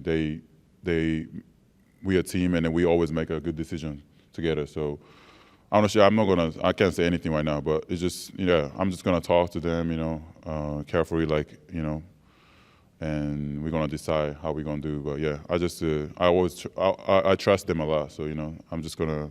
I'm not saying it's gonna be up to them, but yeah, it's gonna be. Yeah, their opinion is gonna be really big for me. Yeah. Rui, I got two for you. We were in Houston late in the regular season, and you told some of us that I'm still trying to figure out the playbook and everything, but I've committed to I'm just going to play hard. Did you feel like that's almost a skill that you've learned in this stint with the Lakers thus far, that what you can unlock and unleash from your game if you play with maybe a higher level of force with more consistency than you had before in your NBA career? Yeah, for sure. And especially this, for this team, this season, it was crazy, I feel like, because, I think we had, a two different team. So we had to build, team really quick, So those, play hard and, those kind of stuff really helped me and as a team, too, I feel like it. And, of course, the coach, Ham, he likes to play hard, so he always talk about it all the time. So, yeah, those are for sure helped me, just to expand my game, defensively, especially, I think a lot of people are doubting about my defense. So, yeah, but this, in this, since I got in the Lakers, I think it's been great for me, and yeah, I think it's gonna help my career for sure. Yeah. And my second question, I never got a chance to ask you this, and I've seen an explanation on it on social media. I don't know whether it's valid or not, but Why did you decide to wear number 28 when you joined the Lakers? Initially, it was actually my birthday. My birthday was February 8th, and my numbers. I usually number 8 is my number. 8 is mean Hachi in Japanese. Hachi is mean 8 in Japanese. So that's why I just I wanted to wear number 8, but it's the Kobe's number, and then I know it was gonna be hard. So then when we were deciding, and yeah, it's my birthday, but also it's Kobe's number and his daughter's number. So I'm like, okay, that's gonna be a pretty big, deep meaning. And yeah, I just like the number, so that's why I just picked it. Yeah. どうもお疲れ様でした。レイカーズにトレードになったばかりの時はレイカーズまだプレーオフに出られない順位で、そこからもう負けられない状態が続いていて、その中で八村選手はチームに馴染むことだとか、自分の役割を見つけ出すこととか、いろんなことを乗り越えてきて、その後は本当にチームとして負けられない試合がずっと続いていたんですけれども、今その時期を振り返って、それはプレーオフも含め楽しい時期だったんですか、それともすごく辛いとか厳しい時期だったんでしょうか。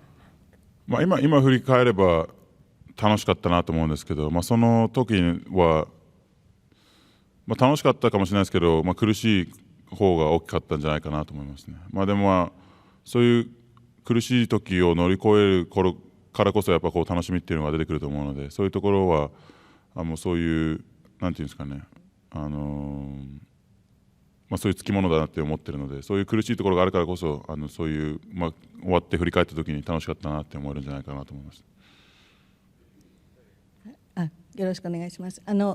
八村選手、高校の時から大会終わって優勝するとバスケットボールは楽しいスポーツなんですっていうのを言ってきましたけれども、この数年は、楽しいことばかりじゃなくて辛いこととかうまくいかないこととかも多かったと思うんですが、このレイカーズに来てからの期間でその楽しさ、バスケットの楽しさっていうものを再発見したような面もあったんでしょうか。そうですね、別に高校の時ずっと楽しかったわけじゃないですけど、そういうやっぱ今言った通り苦しいことを乗り越えて優勝するとか自分で達成感を出すことによって楽しさっていうのは僕には湧いてくると思うので、そういうところではそうですね、この4年間もずっと4年間見るとすごい苦しかった時も多かったと思うんですけど、最終的に振り返ってみると楽しかったなって感じなので、そういうのがやっぱり大事じゃないかなと思いますね。はい、八村選手お疲れ様でした。プレーオフの途中で人生が急に変わったりするっていうそういうコメントをしたと思うんですけど、何が変わる？人生が急に変わったりすることがあるっていうことをおっしゃったと思うんですけど、ウィザーズ時代から振り返ってレイカーズに来て八村選手の人生どういうふうに変わったと思いますか？いい方向に変わったと思いますか？そうですね、最初は、トレードが決まった時はそうですね、僕もいいチームを絶対選びたいと思ってたので、そういう中でレイカーズっていうチームが上がってきて、もう言ってみれば賭けだったんですけど、レイカーズだとプレーオフにも入ってないチームだったので、僕としても僕らのエージェントとしては賭けだったんですけど、その中で僕はエージェントのことを信じて、このチームであれば僕の力を出していけるということでこのチームを選んで、いろんなこういう波もあったんですけど、この3ヶ月間で、最終的には僕としてはいい結果になったんじゃないかなと思うのでよかったと思います。八村選手、お疲れ様です。今年は非常に飛躍したシーズンだったと思うんですけども、これからも八村選手の NBA のシーズンは続くと思うんですけども、でもさらに飛躍されると思うんですけど、今後ご自身で NBA のシーズンをキャリアをどういうふうに今描かれてますか？そうですね、今は本当に僕は1シーズンでもやってきているので、でも僕の契約が4年で終わったということで、切り替えとしてはいいんじゃないかなと思うので、これからそういうことを考えていきたいなと思います、ね。このチームもどこのチームなのかも分からないですし、レイカーズであればレイカーズとしては僕も、今やってきたところなのでやりやすいんじゃないかなと思いますし、そういうところも全部そういうところを含めてこの夏それも考えていきたいなと思います。When you looked at kind of your goals for this season individually, what were they, and when did they ever change as opportunities became bigger? as the stage got larger, did what you expected from yourself ever change this year? The first thing was win, and I think that should be everybody's number one goal is to win. Other than that, I wanted to shoot 40 from three, just because I had not a good shooting year my rookie year. That was kind of the question was, shooting the ball. I think I shot 32%. So I wanted to get, to 40. Fell a little short of that, but also shot the ball really well for the majority of the season and then in the playoffs. But I'm not a huge goal-driven person. Kind of take every day as a new challenge itself. But later in the season, as role got a little bigger, obviously I wanted to do more, but the doing more was just to try to win basketball games. That was the main thing, and that's all I really ever care about. Austin, how can you describe the difference between year one and year two for you, and how you feel as an NBA player now versus you did finishing your rookie year? Just a lot more prepared, a lot of a better understanding of, what it takes to, be effective, be efficient, and play a lot of games. I think my rookie year was, good in the sense of learning all that, learning how to, be a professional, showing up. There's 82 games, and obviously we didn't make the playoffs. And then this year, being my first playoff push. But that whole year prepared me for what was to come. You can never really, know what it's like until you go through that long season. 82 games is, almost 3 college seasons in one. And then this year, I'm playing almost 100. You don't know what it's like till you really go through it. But that first year helped me understand, what it was going to take. Austin, what was it like playing for Darvin, especially when you guys were 2-10, and then you get all the way to the conference finals? Yeah, like we were just talking upstairs, and I really just had to appreciate his mentality, his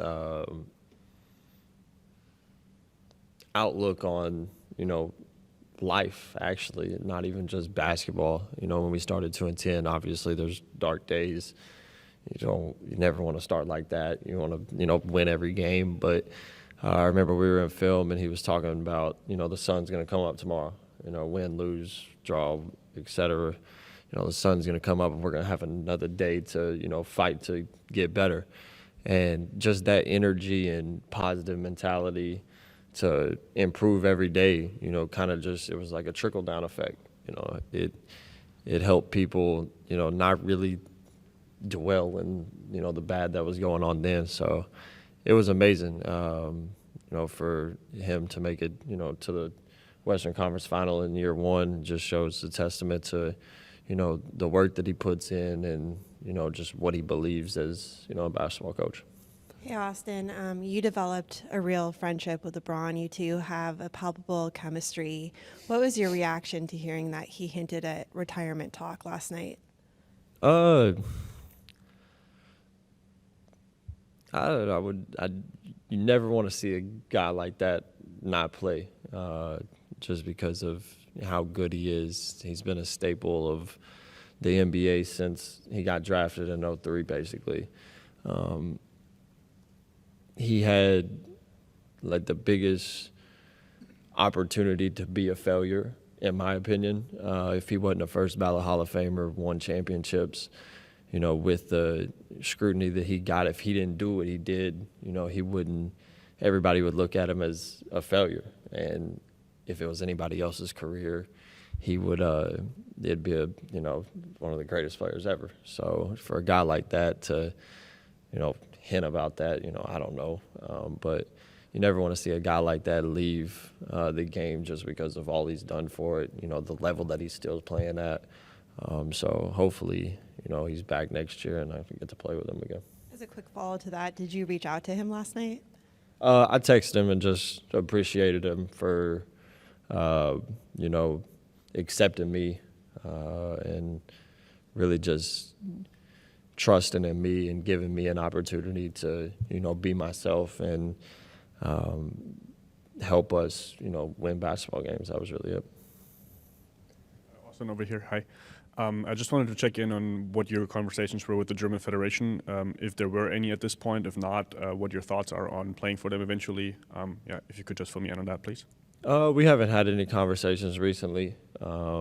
It's been a couple months since I talked to anybody. But the whole plan was to not do anything this summer. But, eventually I would, like to experience that. But that's really it.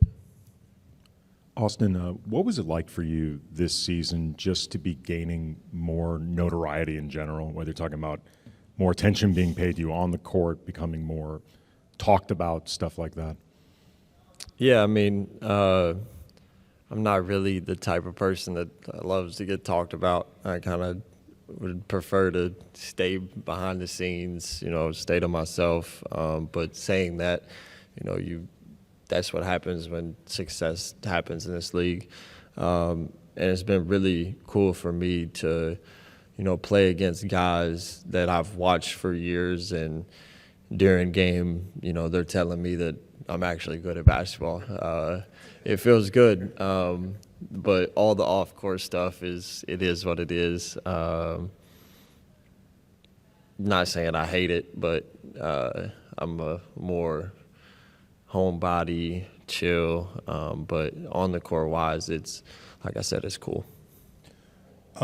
You're a free agent this summer for the first time. What do you want for yourself in free agency? You mentioned a desire to be back here and playing with LeBron. Is that your preference, and how do you think this will play out? Yeah, I mean, I want to be here. It feels like home to me in a sense. Obviously it's a lot different than my actual home. It's a little bigger, a lot more people, worse traffic. But I told somebody a couple months ago that it feels like a home for me, basically. The way the fans support me, the players, coaching staff, front office. This is definitely somewhere I want to be, but we'll see what happens. One of the things Rob said was that he doesn't think that you're the kind of guy that money will change once you get it. What ways do you think money will change you? I will have a membership at a golf course, and that's probably it, honestly. I'm not really into cars, fashion, so whatever my family needs, I'll get. Just one membership?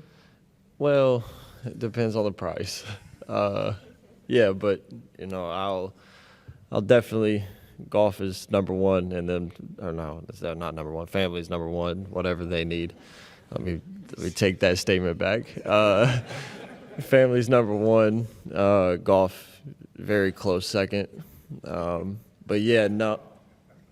Well, that's you know what that is. We love that too. But I got a great facility here to work out in. So, no, I don't see it changing me. I don't see it, doing anything different. I kind of live my life the same if I had X amount of money or if I didn't. So, still play video games and golf.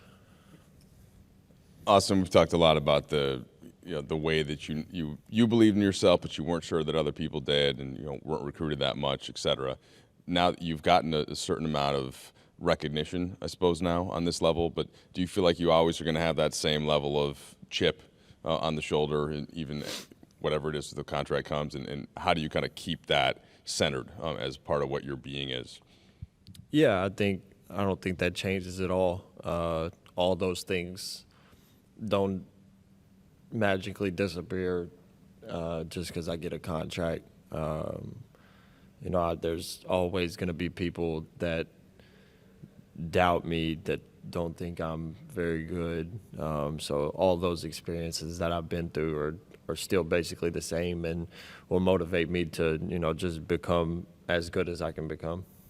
And then just thinking about this offseason, for you as a player, it was a long run. You seem to really physically find a second wind almost as the playoffs went on. What is most important to you still as a young player to how you want to come back for next season? Yeah, I mean, I learned a lot from, this run and just taking care of your body and, being mentally sharp. I think the mental part of basketball and probably a lot of other sports that I can't speak on because I never played them like at a high level is maybe more of the battle. You definitely become mentally drained at points in the year, but to keep that strong and to have the discipline to, stay up on your other treatment, your body, your work, because when you get mentally drained, sometimes all you want to do is lay in bed and go to sleep. So the mental part is just as big as the physical part, and that's really the main thing I've learned throughout this playoff push and this many games is you got to keep those two in the best shape possible. Hey, Austin. You've talked a lot about all these ways you can get better as a player, and you're still obviously a young player. But do you feel like you're almost at a point where you can take strides as a leader of this team? Yeah, for sure. I'll never be someone that's yelling on the court, screaming, trying to get someone going. I'm more of I'll pull you to the side, talk to you, have conversations, what you see, what I see. But definitely, I would like to think I have a decent basketball IQ, see the game good enough that, I can, expand that as well. Obviously we got two guys in Brown and AD that's, won championships. They've seen it all. So they're more vocal than I am at this point, but I feel like that's something that, I can get better at even, alongside them too. Hey, Anthony, how do you handle the mixture of disappointments and in the end, and especially the way that you guys go out relative to the way the season went, where you were in February, what you have potentially building? How is that something that's going to stick with you either tonight or as you think about it moving forward? Obviously, it hurts right now, especially the way we lost. Not only tonight, but I think we gave away 3 games, and then we had tonight, and game 2 and 3 as well. It's just tough. I mean, credit to Denver. Obviously, they're a great ball club, #1 team for a reason. Their players played well, throughout the entire series. But it's tough. Hurts, stings, and we got to carry it into the next season. Keep this feeling, remember this feeling, and use it as fuel coming to next year. BT, sorry. Anthony, you guys talked about the 0.3% chance of making it to the playoffs. You made it, but now that you've lost and have been swept, what does this season mean to you and to this team to get to this point, even though you lost it? Honestly, I hadn't even thought about it. Obviously, we know where we started, beginning of the year, and where we got to, but that definitely wasn't, the end goal for us. Don't really do, moral victories or anything like that. We play to win championships. Obviously came up short. Right there on the fence. So it's tough, but that's something. As the days go on, weeks go on, you kind of think about it and kind of talk about it from there. Dan? LeBron told us that you and him talked about how you thought Denver was maybe the best team you guys have faced since you joined up.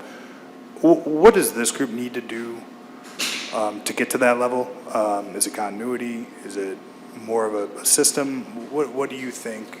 Well, understanding that who knows what this group right, could exactly. potentially look like. That's what I was going to say.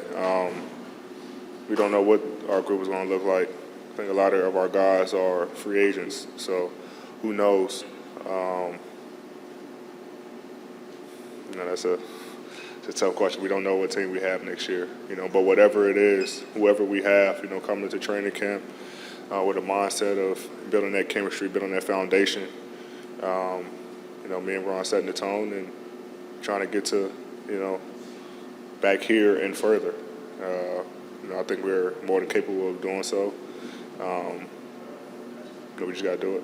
Did understanding that, like you said, you guys don't do moral victories. Did this season reset any of the realism of your guys' championship window for you and LeBron as a duo after, a first-round exit and an empty season last year? No, I mean, we still, believe, obviously. Obviously, it's always a window. You don't have too many times where, you compete for championships. I mean, he's lucky he won 8 times in a row in the East. I have to do a better job of helping him out in that regard. For myself, my own, self-looking into the mirror. But we know the window is always small, and I mean, obviously he's not getting any younger. That's why this was so important, to both of us. And it hurts that we didn't get it done. But, we regroup, figure out ways we can be better, figure out ways I can be better, more consistent for our ball club. And, we come back next year, ready to go. Jovan. AD, along similar lines, I feel like there had been some public doubt about you and LeBron and how far you guys could go as a group with the way the last couple of years had gone. With obviously wasn't your goal of winning a championship, but making the Western Conference Finals, having the turnaround that you guys had, do you feel like you kind of reaffirmed that as long as we're both healthy, we're a contender, we can go far in the playoffs each and every year? For sure. And the last 2 seasons, not including this year,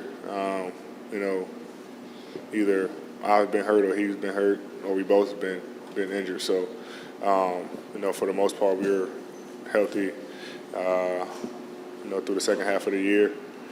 And we were able to, make it all to the Western Conference Finals. Obviously, it's not, like I said, it's not the end goal, but we believe that both of us together is a dominant force. And you plug guys around us and we can make it happen. So, we believe that we don't really look for, any support outside of anybody, outside that locker room and in the front office and the organization. We believe, and that's all that really matters. Kyle. Right here. Can you describe your perspective on the determination you saw out of LeBron tonight, coming out with the high energy, determination to score 31 points in the first half, 4 of 4 from 3, 5 of 5 from the line, and all this while he was visibly limping at times? Yeah, he came out on fire. He came out, super aggressive, super hot, and we kind of just let him play. When the guy has it going like that, you kind of feed him, and he kept us in the game. In the third quarter, we only scored 16. I think they scored 36. That's kind of where the game was, but able to get back in the fourth. But yeah, I mean, it's not surprising for me that he comes out like that. Arguably the best player to touch a basketball. So he came out on fire. He came out super aggressive and kind of kept us in it in the first half. Dave. AD, basically now half your Laker career, you've been on a team winning a championship or, knocking on the door of a championship, and then obviously the other times not really close to that. How do you view moving forward into next year? LeBron mentioned only less than a handful of you guys are actually under contract, but there are some options with this group. And do you feel like the franchise is in the right place to have next year be knocking on the door again? Yeah, I mean, like I said, coming off of a season of not making it to the playoffs, and then come back when didn't really have a chance and making it all to the Western Conference Finals. We're definitely trending in the right direction. Like I said, we don't know what the roster looks like next year, but I think the guys that came in the second half of the season, played well for us and also helped us into this situation. The guys that were here before just kept fighting through all the adversity that we had, starting with a slow start and everything like that. So, we're trending in the right direction. Obviously, the goal is to win championships, and we want to be not just knocking on the door, but actually get it done. Walk through the door. So that's our goal. That's our goal every time we step on the floor for training camp, and I'm 100% sure that'll be the goal next year. George. AD, a couple of questions ago, you talked about how you could be more helpful to Bron or whatnot. You had some incredible stretches, obviously, during this season. What could you do to be more helpful? What specifically do you think you can help and work on this offseason? Work on everything. I never, try to single out one thing. I can always get better at everything, shooting the three ball, handling, more efficient in the post, mid-range, everything, free throw line. Just making sure that I was better than I was last year. Obviously, like I said, I know that he's not getting any older, so I have to be that driving force to kind of pick him up some games. And it's games where, that he goes off where he's kind of carrying the team, but, we can't expect for him to do that, for 482. And that's where I come into play. So, I'm always the guy to look in the mirror, my own biggest critic. And I know it's stretches throughout this season where I could have been better for our ball club. The stretches where I played extremely well for our ball club. So find that consistency where, it's always, playing extremely well, not having those stretches where, to you guys, I play bad. So. Amanda. AD, just tell me about Darvin Ham, just what he done, and especially like going through the ups and downs of the season and how helpful he has been in being a first-year coach. Yeah, he always remained positive, no matter what. Even when we was in our rough patches, he always preached positivity. Made sure that we understood that it was a long season, and you don't find that in a lot of coaches, especially a first-year coach. First-year head coach, and he helped us do a lot. All the players, new guys coming in, communicating with them about what they want. He's definitely a players coach, and it's great. First-year coach coming into the Western Conference Finals, big time. Obviously, we didn't want it to end that way, but we definitely have a lot of respect for him in that locker room. Last question. AD, a big part of this series obviously was Jokic and just going against him.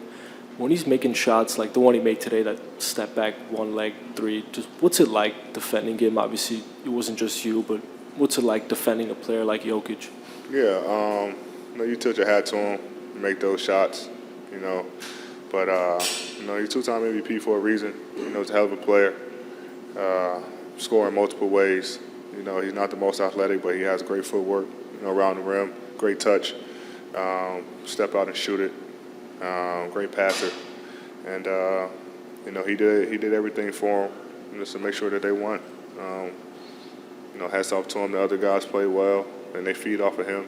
Even when he was, struggling and missing shots, the other guys was, he was getting other guys involved, and they were making shots. So it's a great ball club over there and well coached, and they play extremely well against us. LeBron, there were a few times in playoffs past that you went the full 48, and series against Boston like 3 times in 12, and then a couple others. I just wondered, was that something that you had decided before the game, and did being on the court that much, trying to find your legs that much, did that symbolize anything just about what this run has been like for you? No, for me it's just just a mindset, and training the mind. As you train the mind, the body will fall where it may, and take care of the rest. So, knowing coming into a game where may have to play a full game. That's just my mindset, and wasn't able to come through. Ultimately, get the win. That was just my mindset going into tonight. Dan. LeBron, throughout the year, we've talked a bunch of times just about how long this season was. I think I've seen you yawn more than I've seen anybody yawn through the course of a season. But how did this group energize you as it got into the postseason and as you got a chance to get, one level away from the finals? I think it energized me from the moment that I was out for those 4 weeks, and I was just seeing, the type of team that we had, the type of energy that we brought into the locker room, the type of energy we brought onto the floor. And I just couldn't wait to join these guys with action and get on the floor. And I knew how much I could make an impact with a group of guys. But it was always it was an exciting moment when we was able just to bring those guys into the locker room. We were just a better team right away, and it resulted in us getting to the Western Conference Finals. Dave? LeBron, the franchise goal, your goal personally, is championships in LA. This group got 8 wins away, which is close, but there's still, a way to go. How do you view moving on to next year, year 21 with the Lakers, and do you view contender status now, or there's upgrades to be made? I haven't even thought about next year. I don't know. If I could stick to this year then. It was a 4-game series. Every game had winnable moments, and you guys certainly showed it. When you reflect on it, what were the margins, the edges that Denver ultimately was successful with? It's just I think me and AD were just talking in the locker room for a little bit. I think we came to the consensus that, if not one of the best, probably the best team that we've played since we've been together for our 4 years. They're just well orchestrated, well put together.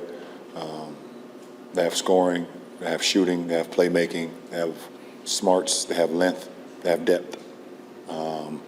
And one thing about their team, when you have a guy like Joker, who, as big as he is, but also as cerebral he is, you can't really make many mistakes versus a guy like that. And even when you guard him for one of the best possessions that you think you've guarded him, he puts the ball behind his head, Larry Bird style, and shoots it 50 feet in the air, and it goes in. I think he did it like 4 or 5 times this series. So you do like this to him. There it is. LeBron, how do you, on an individual level, reflect on your season, your 38, your 20? A lot. I really don't. It's not who I am. I guess I reflect on my career when I'm done. But I don't know.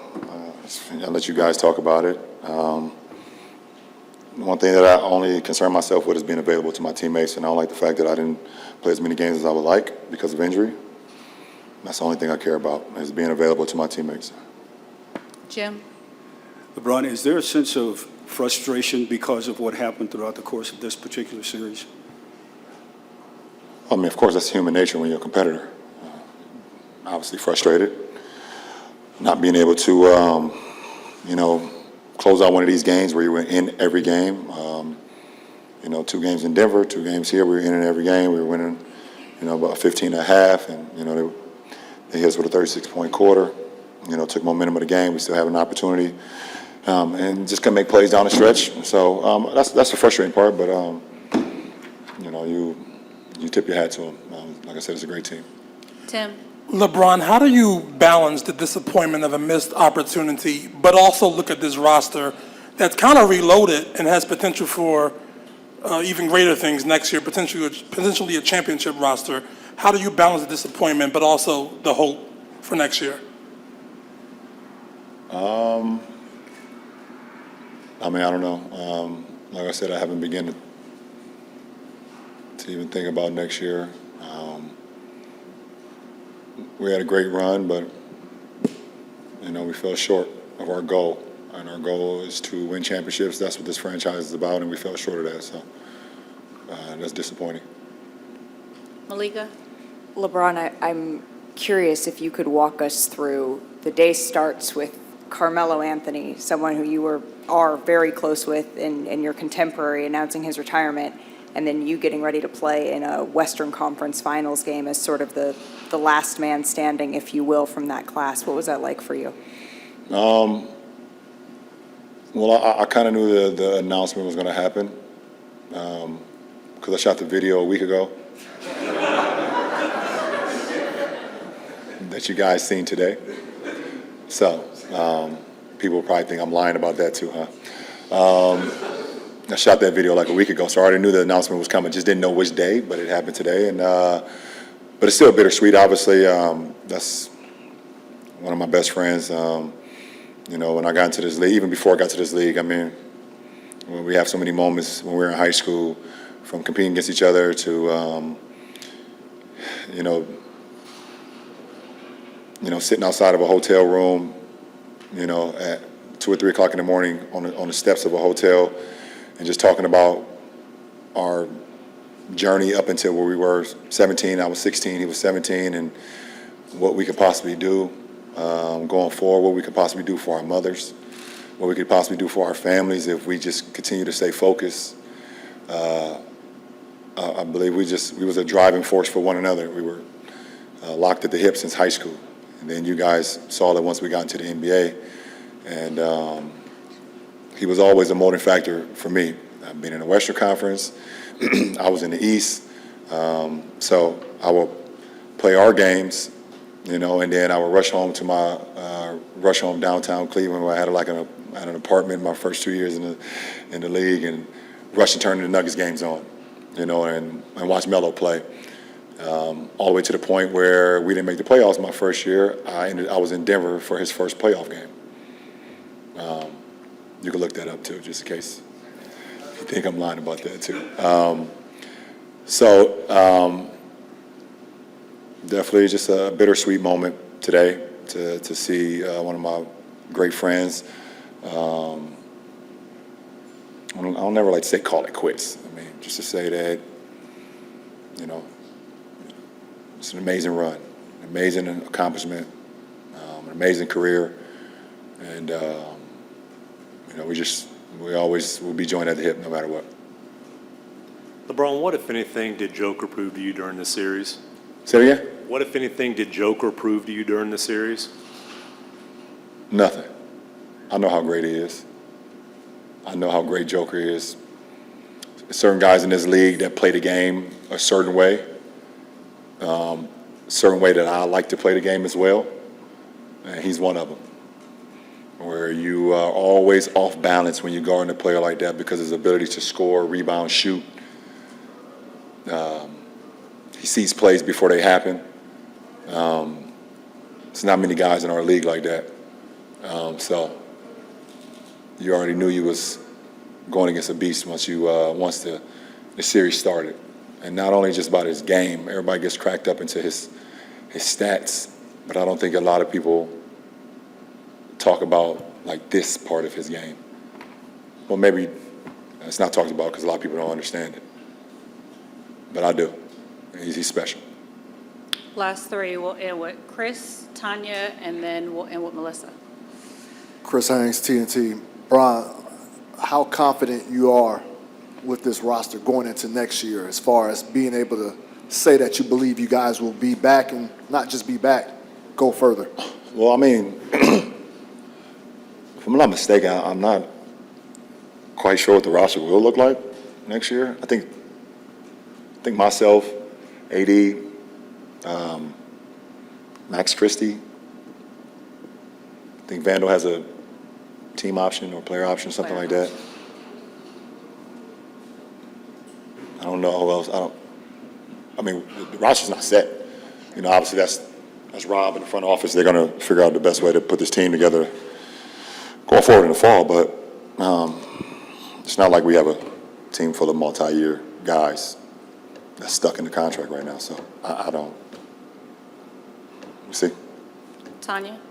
There was a video making the rounds of you shooting before the game, a while before the game, and they were doing a rehearsal for the trophy presentation on the court. Did that motivate you at all, or annoy you, or did you have any reaction to that?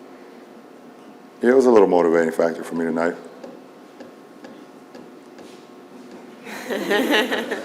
Melissa, last question. Hey, Braun. Obviously, all-time scoring record, another season where you essentially defeat Father Time again. On a personal level, how would you evaluate the season that you had? I don't know. I love to play the game. I love to compete. I love to be out there for my guys, my teammates, wherever I have that particular year. I think it was special in the fact that having a first-year coach and a first-year coaching staff to be able to take them to the Western Conference Finals. I think that's dope for Coach Ham and his coaching staff going forward. That's pretty amazing. For me, I mean, it's all about availability for me and keeping my mind sharp and things of that nature. Being present on the floor, being present, locker room and bus rides and plane rides, things of that nature. But it's challenging. It's challenging, for sure. It was a very challenging season, for me, for our ball club. And obviously, we know we went on early on or whatever the case may be, but it was a pretty cool ride. But I don't know. I think it was okay. I don't like to say it's a successful year because I don't play for anything besides winning championships at this point in my career, and I don't get a kick out of making a conference appearance. I've done it a lot, and and it's not fun to me to not be able to be a part of getting to the finals, but we'll see. We'll see what happens going forward. But I don't know. I got a lot to think about, to be honest. And just for me personally, going forward with the game of basketball, I got a lot to think about.